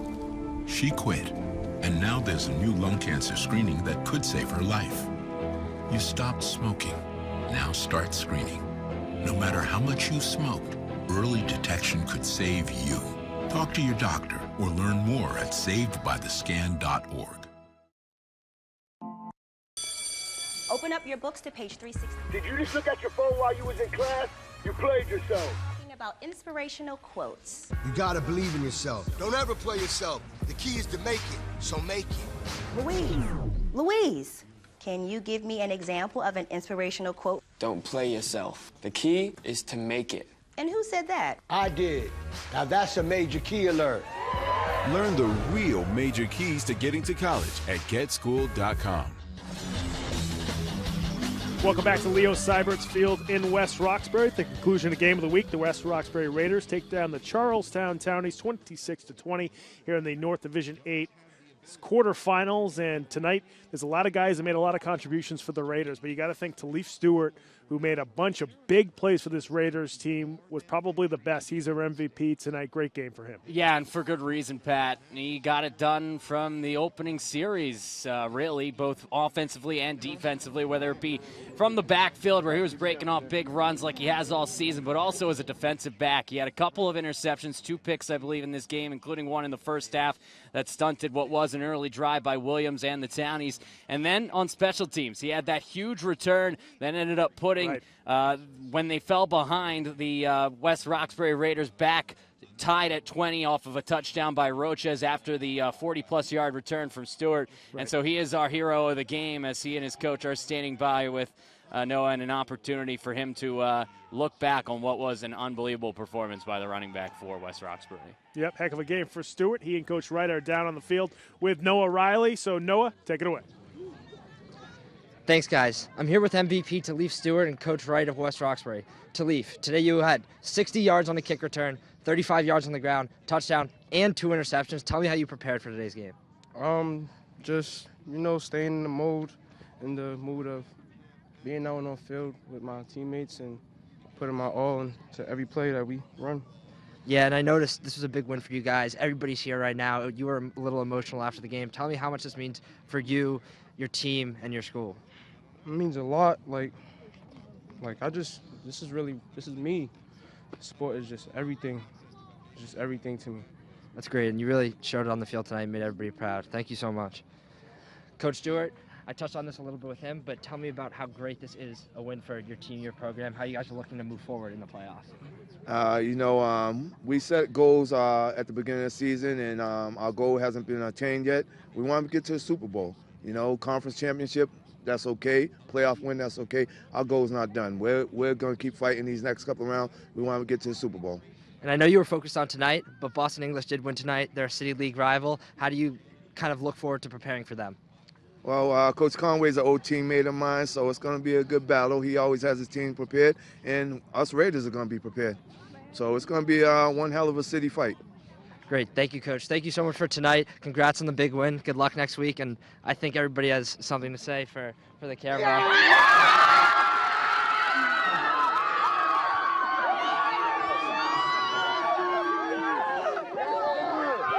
Good job, Noah. Yeah. We'll just let them do what they want down there. No problem. Hey, great job, guys. And certainly a very emotional win tonight for the West Roxbury Raiders. And you can see it on all the kids' faces.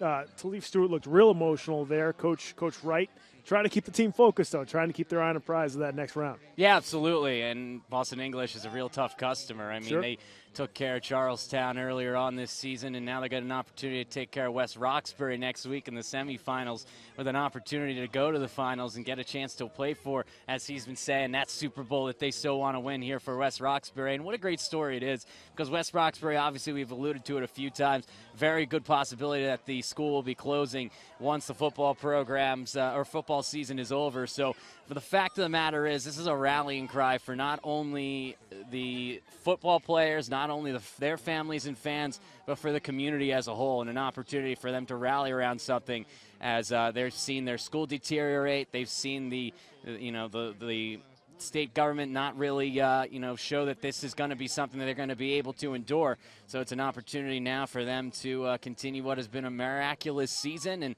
like we've seen in sports all over the world in the past, sometimes that can be enough to push you through to the next round, and it was today.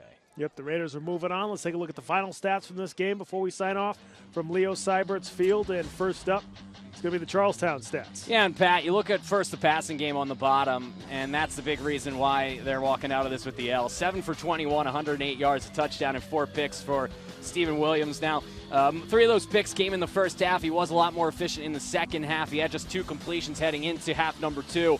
But that's not going to get the job done. On the receiving end of things, well, Terrell Mcweenie, he was outstanding both rushing and receiving. He had the screen pass for the 60-yard touchdown. He also had 13 carries for 86 yards to lead the way for the Townies. And, of course, Ryan as well. Jajuan was outstanding. 3 catches for 16 yards, 5 carries for 32 yards. In the end, though, it was not enough. Their offense just took way too long to get going. By the time they were able to get anything really settled in the second half, they were unable to finish it off against West Roxbury. As we take a look at their final stats for the Raiders, McBean didn't have to do too much through the air, but what he did do, much like he did last week against Tech Boston, was enough. That big touchdown pass to Pena, who caught both completions from his quarterback, as Lazarus rises from the dead again in the fourth quarter as he gets that 30-plus yard touchdown pass to Pena. And then the running game. Miranda and Roches. Miranda 11 carries for 69 yards. Roches 3 carries for 37, including a 19-yard touchdown.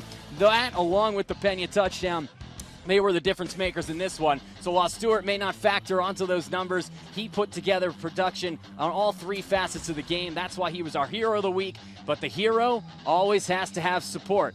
And he had a lot today from his teammates and coaching staff as West Roxbury's on their way to the semifinals against Boston English. Yep, the Raiders are moving on, and so are the English New Mission Eagles, and we'll see what that brings next week, as those two teams will probably face each other over at Boston English, as they are the higher seed in this bracket. Folks, we want to thank you very much for joining us for this game. If you want to watch it again, you can certainly go to our website, www.cityofboston.gov/game of the week. All of the games are up there on our site. You can also go to our Facebook page. Go to facebook.com/game of the week Boston. All of the games from this season have links posted up to that site, along with pictures and a lot of other good stuff. You can also follow us on Twitter at Boston City TV. And if you want to tweet at us, use the hashtag BostonGOW.